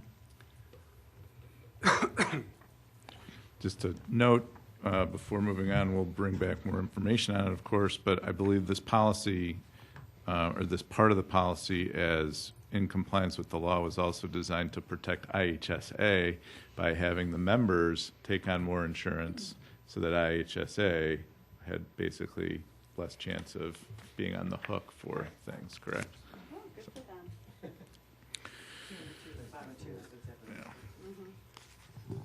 Yeah. 4.110 is transportation, and there was a question about strobe lights. And really, it was just a clarification, and 4.110, did I say that correctly? Yeah. I believe the question was, you know, first of all, the policy isn't entirely clear. I looked up, it's actually 100% consistent with the statute. And the short answer, Mr. Brad, I believe, is that we're in compliance and that when we have a student on the bus, the strobe light's on. When we are unloading a student, the strobe light's on. And when we're loading a student, the strobe light's on. If the bus is running and there are no students on it, the strobe light is not on. And that's consistent with the policy and the statute because they state the same thing. Any questions? Okay, so if I could, in summary, on the policies listed under 10.01, we have two policies to come back for further discussion, 440 and 4100. Others will bring forward request for look for action at our next meeting. I didn't have any changes to the policy. We had conversation about a memorandum or For compliance. The question was, were we going to add wording that was in 440 to 430? no. Are we going to have additional recommendations from the administration about when we will be in compliance with 430? I understand that. Yeah. I understand that. I thought the question then was, would we have similar wording in 430 that we have in 440? In the memo, not the policy. In the memo, not the policy. Okay. The policy Okay. is for, Okay. Yeah, I'm fine. the only discussion we had, at least parts of the board, was on the diversification issue, if we wanted to Right. expand that. Right. And I'm guessing the sense of the board was, it's fine. Is that? That's okay. the sense that I took. Mhm. Okay. There was other information provided in this section to back up policy 440. Are there questions that you have for Brad on either of those, the memorandum or the cash reserve calculations? None other than we talked about and maybe get another opinion.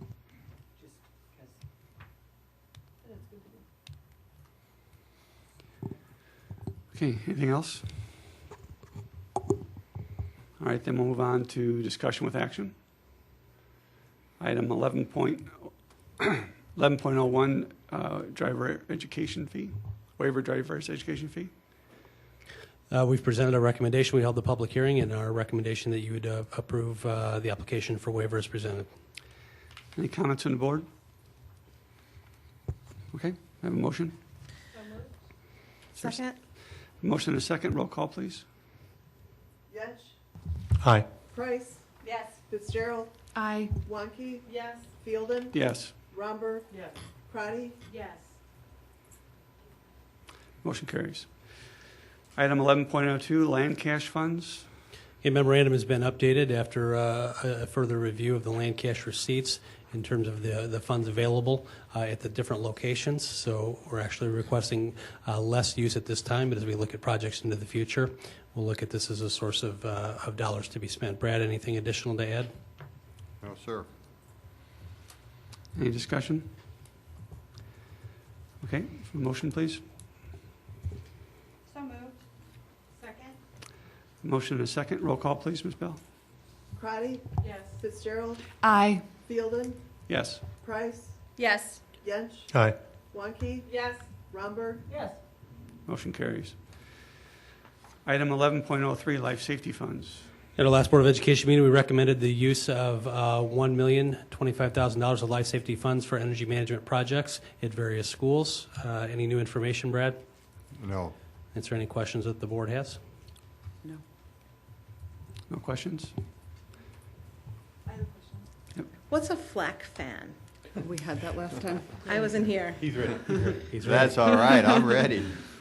And I had a personal walkthrough with Mr. Mathis at this school, and I fully understand. Yeah. So Do tell.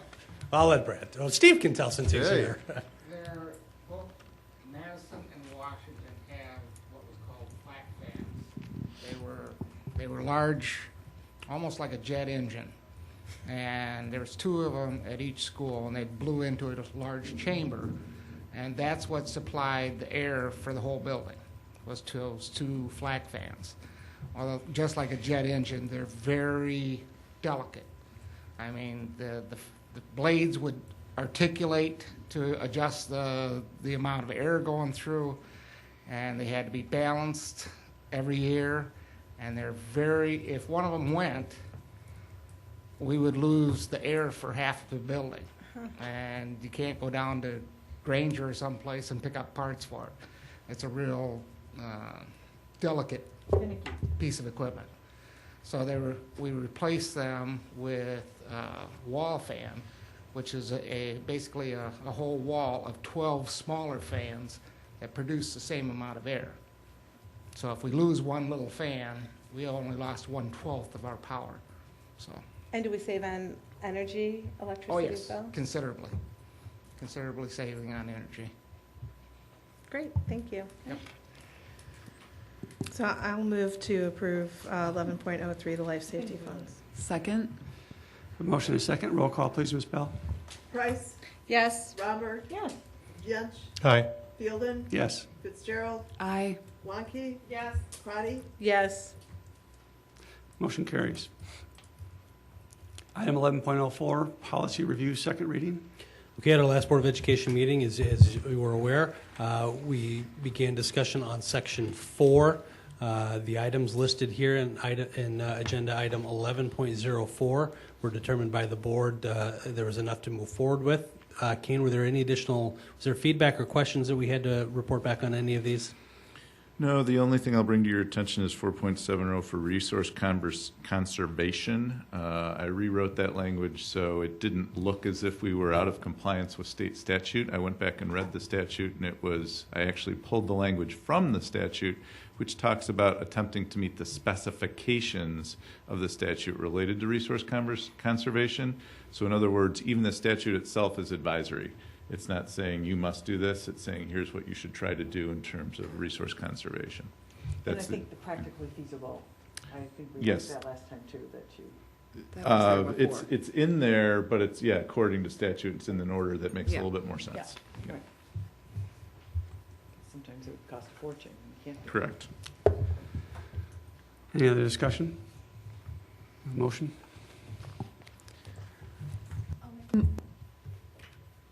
I'll make a motion to approve item 11.04, policy review. The policies 4.20, 4. Should I take them together? It's fine to Yes. take them together. So Unless anybody has any other questions? Okay, so 4.45, 4.4, 4.45, 4.50, 4.60, 4.70, 4.120, 4.130, 4.140, 4.150, 4.160, 4.170, and 4.171. Is there a second? Second. A motion and a second. Roll call, please, Ms. Bell. Romberg. Yes. Yench. Aye. Fitzgerald. Aye. Crotty. Yes. Wonky. Yes. Price. Yes. Fielden. Yes. And the last item under discussion with action, 11.05, policy 6.235. And again, at our last board meeting, we had a first review of this policy. Kane, any additional information or new questions that have come forward?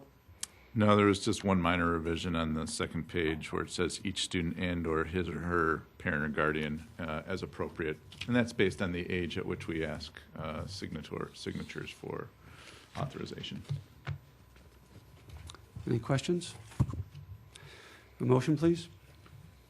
I move approval of policy number 6.235 as presented. There's Second. A motion and a second. Roll call, please, Ms. Bell. Price. Yes. Romberg. Yes. Yench. Aye. Fitzgerald. Aye. Wonky. Yes. Fielden. Yes. Crotty. Yes. Motion carries. Okay, item 12, new business. Susan? I'd like to discuss the code of conduct from the IASB, and I brought extra copies if you need them to refer to during our conversation. And I just have some concerns on some of these. And this is, after serving on the board for over 10 years and serving under 5 different presidents, this is a really difficult conversation to have. And I really, went back and looked at our code of conduct and was really concerned on several levels. And really for me, it was number 6, encourage and respect the free expression of opinions by my fellow board members and participate in board discussion in an open, honest, and respectful manner, honoring differences of opinion or perspectives. And specifically, I reached out to our board president 3.5 weeks ago on July 24th to talk about grave concerns I had about a loss in confidence in our newly elected president's abilities. We are the same 7 people that sat here before, and everything's changed, and we've really, in some ways, disrupted the operations of the school district on several occasions. And for that, I'm personally sorry, and I apologize.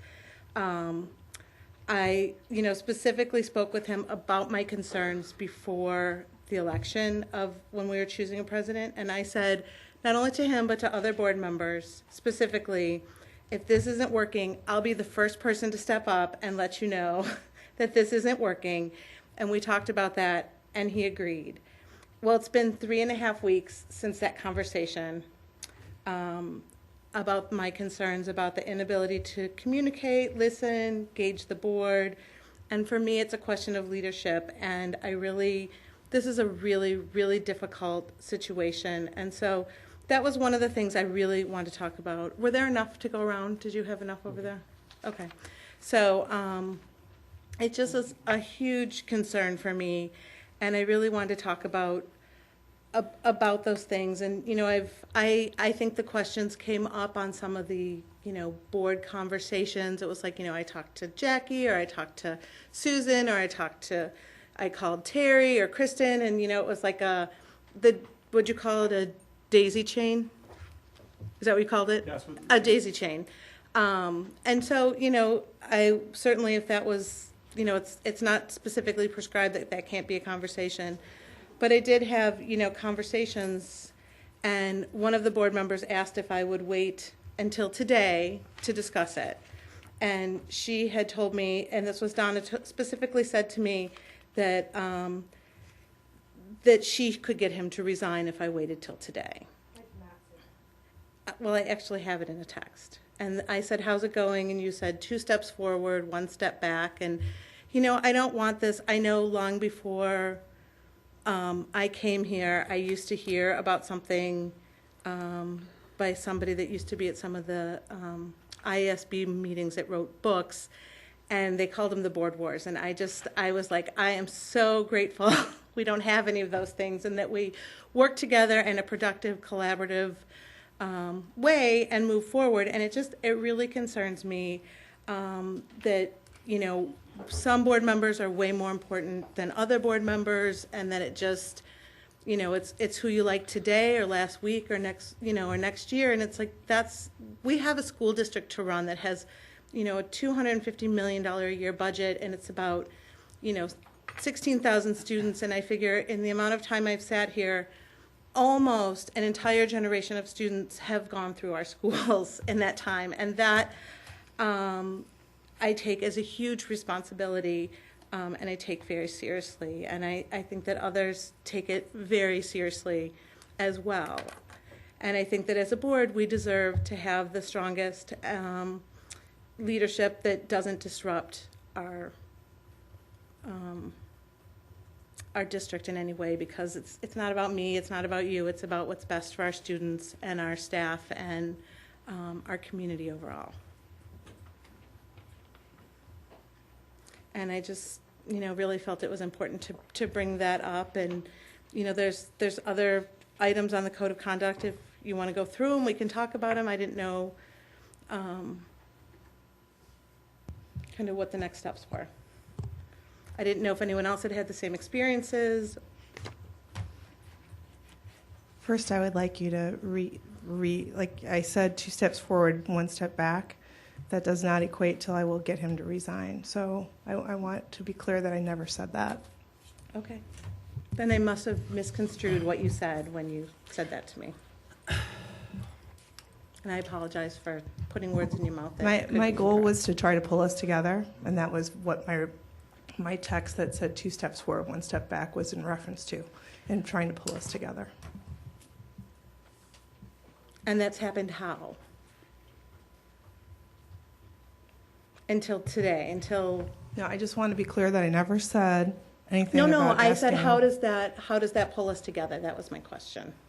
Oh, I thought that we needed some time. When I asked you for time, I thought that we needed some time to be able to work through some of the concerns that you're expressing. That was my request, was that we had some time to be able to do that. But And has that brought us together in the meantime? Well, I think we have a board evaluation coming up, a self-evaluation that should help. So I would like to make a comment. I've sat in these 2 seats for 6 consecutive years. I have never been as concerned or disturbed by the non-engagement of our board president. Nothing I'm going to tell you in the short summary is news to Terry. I have reached out, continually reached out. There is a lack of engagement. There is a subculture of 3 board members on this board. I've talked to Terry about it, and I am deeply disturbed. Our goal as volunteers in this district, we are equal board members. No one should get ahead of anyone else in these 2 seats. No one should get behind. What I find a little alarming is, unlike the 2 previous presidents before me, Susan and Michael, they were not vice presidents first. So now we have somebody that saw this work well, I believe, and now it's not working well. I have no communication channel with the president of this board. In all the times, and I will not go through and enumerate all of them, though I was goaded into trying to do that, or my bluff was called the last meeting. Go ahead, talk about them. I didn't want to do that. I will leave it with, I do have some concerns on the code of conduct, but I am very concerned and distressed where we are. Good night. Okay. I share my board members' concerns. I shared that with Terry several weeks ago. You know, it's funny you bring up the the code of conduct, because there was actually one point, in addition to the ones you mentioned, that really struck me, and it's bothered me for a long time. I've mentioned part of it to you. You know, it's the part that says I will not use my board membership for personal gain or publicity. And I know for the last 6 years, every time we've had a discussion about board leadership, you said you wanted the position to help you professionally in your career. Then I found out just recently that while board vice president, you asked the board president, and my understanding is perhaps the superintendent also, for a letter of recommendation to work on another school district in a northern suburb. And, you know, I don't see how that jives with the code of conduct. So I agree with everything. I'm not going to repeat everything. So I also have concerns. I know I've shared that with you. We haven't had any follow-up conversations. But, you know, I think it needs to be out there. Number 2. And I think to piggyback off that, we talk about our digital footprint and how important it is for our students. And I look at staff that's working tirelessly to make sure our students understand their responsibilities in the digital world. And I was aghast when I saw our president of our board on Facebook with a huge vendor of ours. I don't know that that is something I would engage in. If I had a relationship or chain of communication, I might have said, hey, get that down. I don't, unfortunately. I have a dozen outreaches, at least a dozen, since our transition meeting. I don't have any answers, but I do know, and then it was further, I don't think it's appropriate. Your further comment was to show a picture showing yourself in the front row with a principal of that architectural firm. We would not encourage our kids to do that.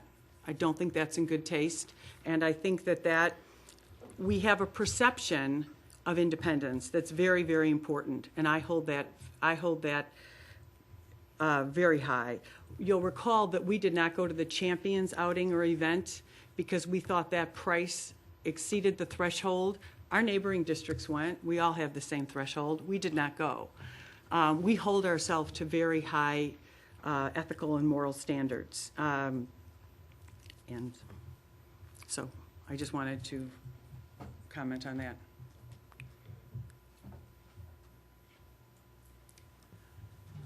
I think all the board members are concerned about the state of communication and trust within the board as a whole.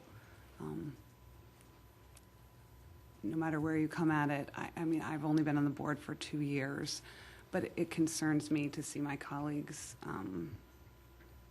who've worked together quite a long time have such concerns, and I've expressed that as well. I guess my question is, do you have, comments? I'll make some comments on that. First of all, there is a working relationship between White and Company and my company.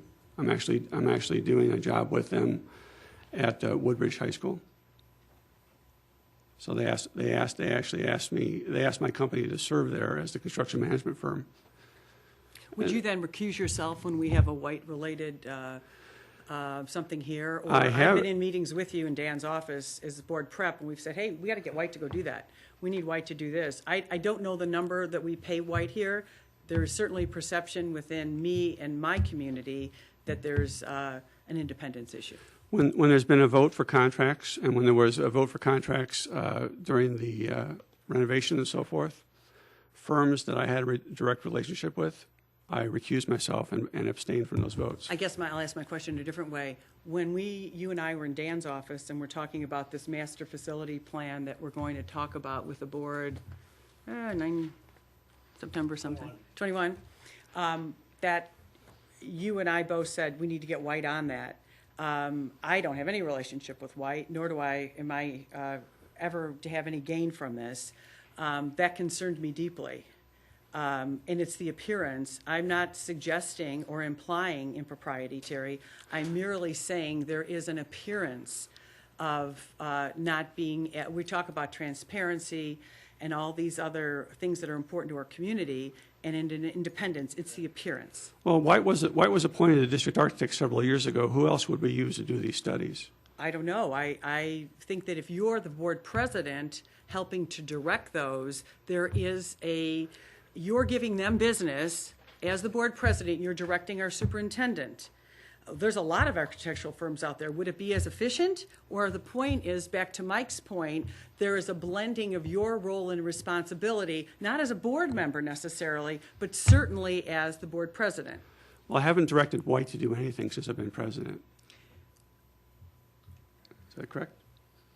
But we all You were a vice president. 7 equal votes. Right. Right. And I would But- go back to the appearance of independence, but I'm not going to sit here and belabor it. To me, it's concerning, and I haven't been comforted yet.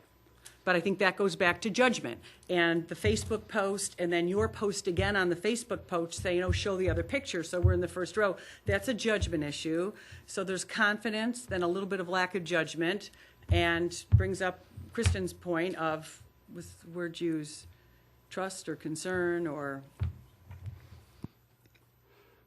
Well, I don't know if I necessarily agree with that because I can't direct work to White under any circumstances. I cannot do it. Why would you ask me for a recommendation for a job in another district for White to try to recommend you as a construction man? Terry, I don't want to go there in this. I didn't ask, no, I did ask you for a recommendation. I have it. Yeah. Right. But you had no qualms about giving it at the time. I did not understand that this was going to take a turn where I really, to use the words again, I will avoid any conflict of interest or appearance of impropriety which could result in my position that will and will not be used in my board membership or personal gain or publicity. I can't use it for personal gain. I asked you for a reference. I don't remember the job in particular. New Trier. New Trier. You said you wanted this position because it would be good for your job. Right. No, I did not say that. Many times I've heard that. I've never said that. I've heard it. I'll I say need it it in for my a job. disposition. I mean, I don't care. You said it numerous times, every 2 years. No, I did not. Because I didn't ask for, the only time I asked to be president was this last time. You tried to be vice president the 2 times before that. I don't know. The last time when I was appointed vice president, it was at the suggestion of Susan Crotty. I didn't ask. It was the 2 times I was vice president. Said you needed it for your job. It was efforts. I didn't say that. Unfortunately, in these difficult situations, I just ask the question, how did we get here? How did a board that filed a application for board governance recognition with the IASB for 2 years of exemplary work get to this point right now of dysfunction? How did this happen? And the only thing I can come up with is a lack of board engagement, where the board, certainly I don't feel, of a number of things that I thought I wanted you to understand my position so that when you and Susan go and talk to Dan, you have a sense of the board. I can tell you a folder full of times that never happens. I meet with the superintendent and say, hey, please call me back. You don't do that. I don't know where you get your information. I don't know where you get your information about your board. I don't know. And that's what's concerning to me. Well, I think you're going to have to enumerate some of those conversations for me because I don't think it was a dozen times. But go ahead.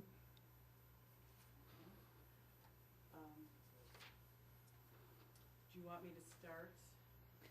Can I just suggest, we do have a meeting on the 24th where we are going to be talking with IASB Representative Bartoni about these kinds of issues in a constructive way. I think you have presented your concerns as something that will be put on the agenda.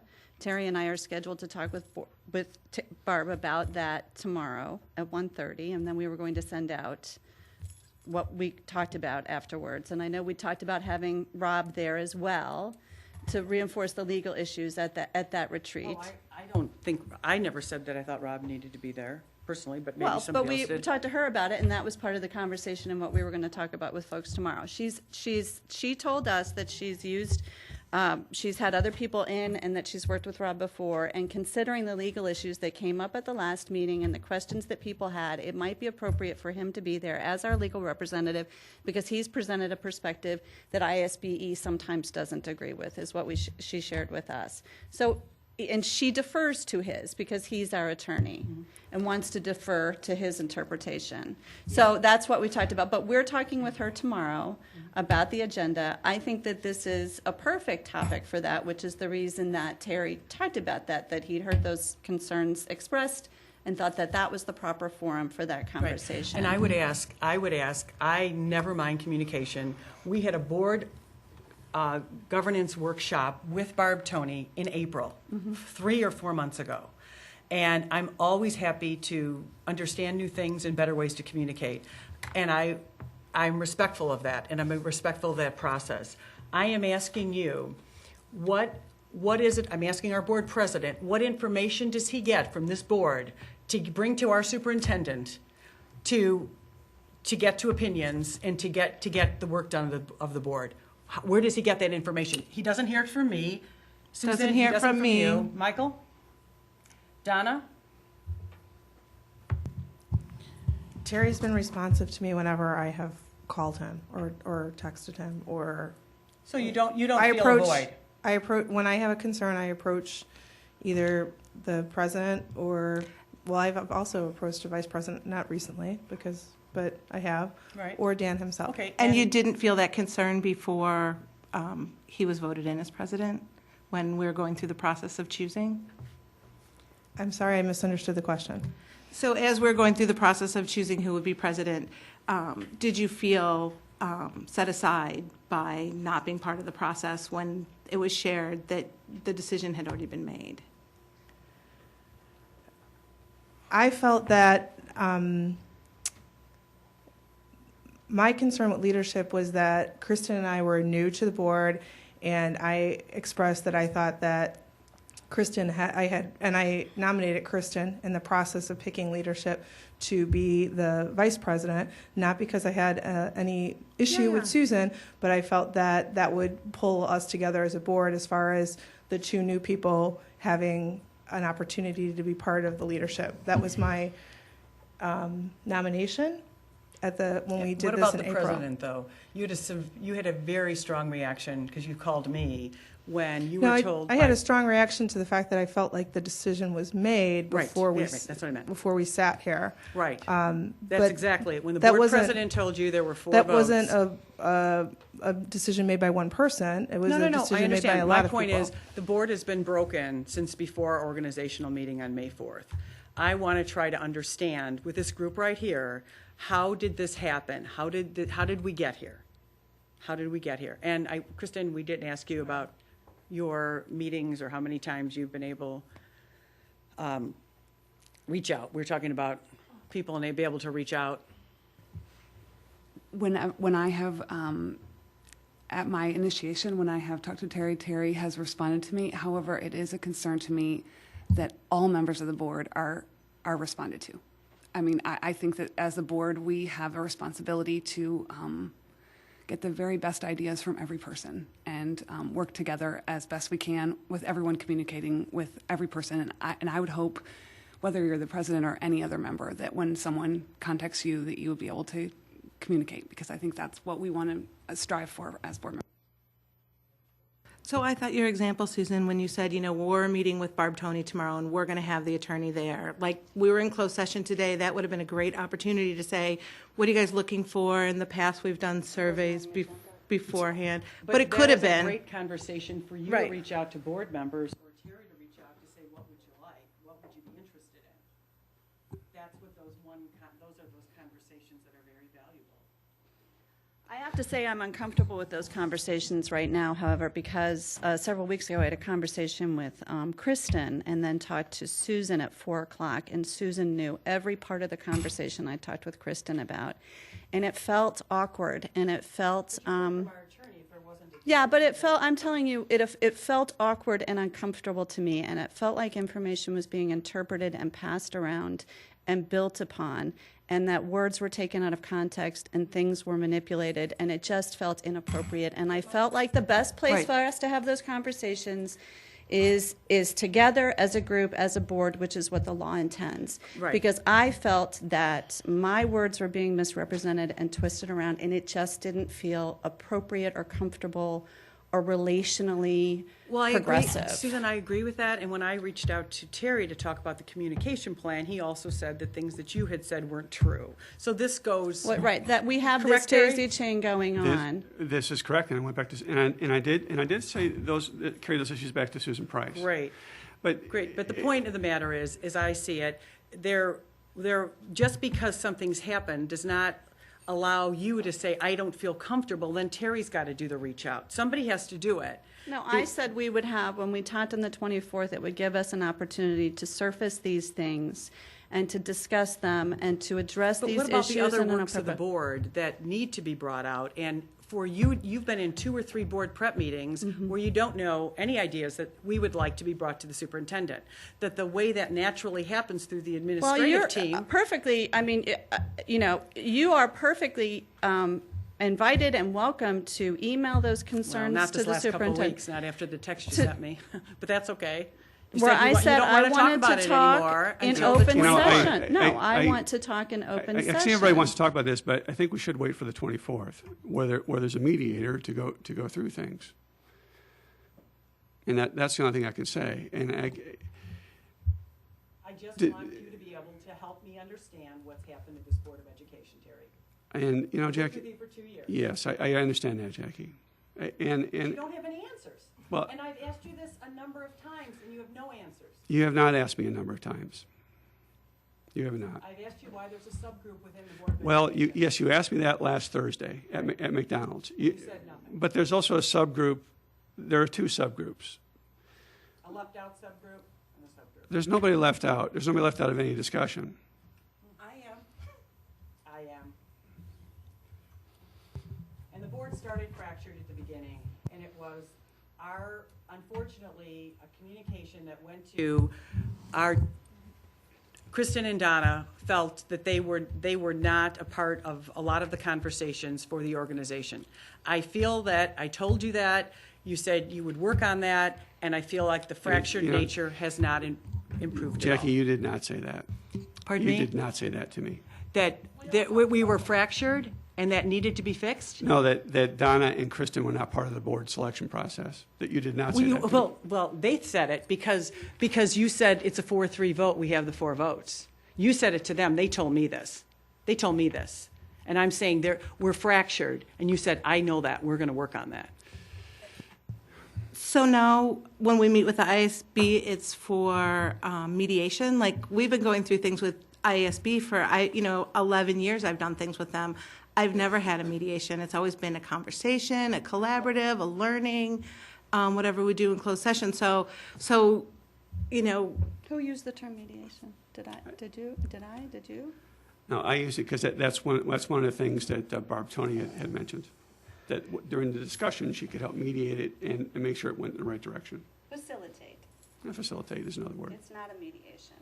That's not what I understand it Well, to be. I understood to be mediation, but that's because No, it's a facilitation of a conversation about communication and board roles and responsibilities. And Open Meetings Act and, what else? Well, it's an email I sent out with the agenda topics. So I had asked you when we spoke if you would consider gracefully stepping aside. Is that something we'll be discussing when we meet with Barb Tony? Is that something we come to put on the agenda, to come to resolution? I don't understand what our meeting's about and how it's going to roll, so. Well, I don't know if you said gracefully step aside. It was more like an ultimatum. You gave me 2 days to think about it and call you back on Monday, which I never responded to that request. But the 2 issues you gave me as reasons were not broad-based, and they were not based on communication and so forth. They were based on 2 very specific instances. Would you like me to recount them? If you want to, that's fine, because I'm happy to have a discussion that hasn't taken place in 3.5 weeks. If you'd like to have it here, I'm willing to do that. But honestly, you may have felt that it was an ultimatum, but when I said I'm sure this is a difficult conversation for you, and you probably don't have any answers now, and you told me something about going to the lake or camping or something, and I said, I'm sure you want to think about it. I mean, I feel like I totally gave you an out, because when I'm faced with new things, I need to think about them and go over them. And, you know, I'm happy to do those. And obviously, in our inability to communicate to each other, we are all taking things incorrectly. And, you know, I mean, really, Susan, you've never been shy to say anything, and I had no idea you felt that way in our conversation. And we've had hundreds of conversations over the last 11 years. So I felt what way? That you felt that I already knew something that, however you said that somebody else had shared 2 hours earlier or something. I was like, I had no idea. I mean, you know, usually you would peep up and say, hey, like, what's going on, or what's happening? Well, that conversation was ridiculous and uncomfortable. It was uncomfortable and awkward because you were calling Terry names. You called him ridiculous. You called him an idiot. I felt you were emotional, and it was uncomfortable to have that. And I was trying to come to some resolution that was not personality driven or emotional, that we could move forward. So I repeated somebody else? I don't understand. No, you were talking about things that I talked with Kristen about, and then you kept saying things that were emotional and ugly and just So you've difficult. always spoken up and said something in the past, and I'm just surprised that the cat got your tongue. I was hoping that we would have that conversation as a whole on the 24th, because I felt these one-on-one conversations were setting us backwards and not moving forward. That part of the problem was the inability to get together and talk as a group, which is why I kept saying, you know, let's get together with IASB, let's have a conversation, let's facilitate this so that we can talk openly and honestly and surface these issues and move constructively forward. Susan, this meeting was originally going to be in September. If it wasn't for Susan Karate saying, how about a daytime option, and Terry was already told of the daytime option. This shouldn't be like this. It shouldn't be this difficult. It should be working together. And it is so not that. There's a hub of a wheel, and it's a brilliant group to work with. I will tell you that. I've sat in both seats. They're engaged, they're smart, and they're passionate about what they do. It shouldn't be like this. You have been thrown under the bus by the person sitting to your right as well. I will not repeat these things, nor will I be goaded into it. It is not working. It's in a desperate situation. Right. Desperate situation. Well, and and by I waiting, agree by with just you. waiting, by not reaching out and waiting, time doesn't help here. Well, it but we've doesn't got help. a meeting on the 24th, and we got Of the no date with good Barb. of something that I will say I pushed for. Pushed and pushed to keep it in August. It was going to be the third week of September. And this would only further deteriorate. But I have one interesting piece of information. When I did my reach out to Terry, Terry said to me, thanks for your email. I've talked to Susan, Kristen, and Mike have expressed their views on communication or whatever. So I was just dismissed. No. No one should be dismissed. Ever. Especially in that role. It's incumbent upon the board president to leave no one behind, get ahead of no one, and bring everyone forward. That's the role.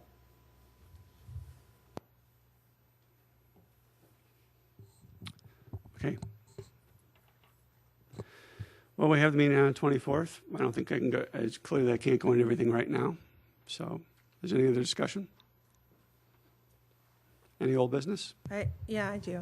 I just want to clearly indicate we've been talking about two subgroups, and I have tried very diligently to not be part of any subgroup. I represent the community as a school board member and don't feel like I've tried to really very much not pick sides in this. So. You know, and Don, I'm very appreciative of that, but please don't forget I was lauded by you over some comments that Terry had with the attorney and the ISB, and that as soon as Terry reaches out to you and tells you, Jackie, I'm not at liberty to tell you, he never did. He never did. And that was 3 weeks ago. So that's the point. I'm not suggesting ever that you're innocently brought into it, I guess is the problem. But this doesn't need to be like that. No, but I'm clearly, I've tried to communicate with all of my board members. That's what I want. Right.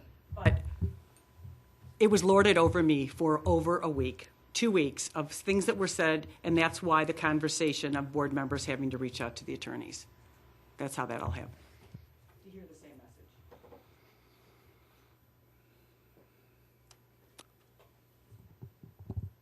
message. I didn't have any, well.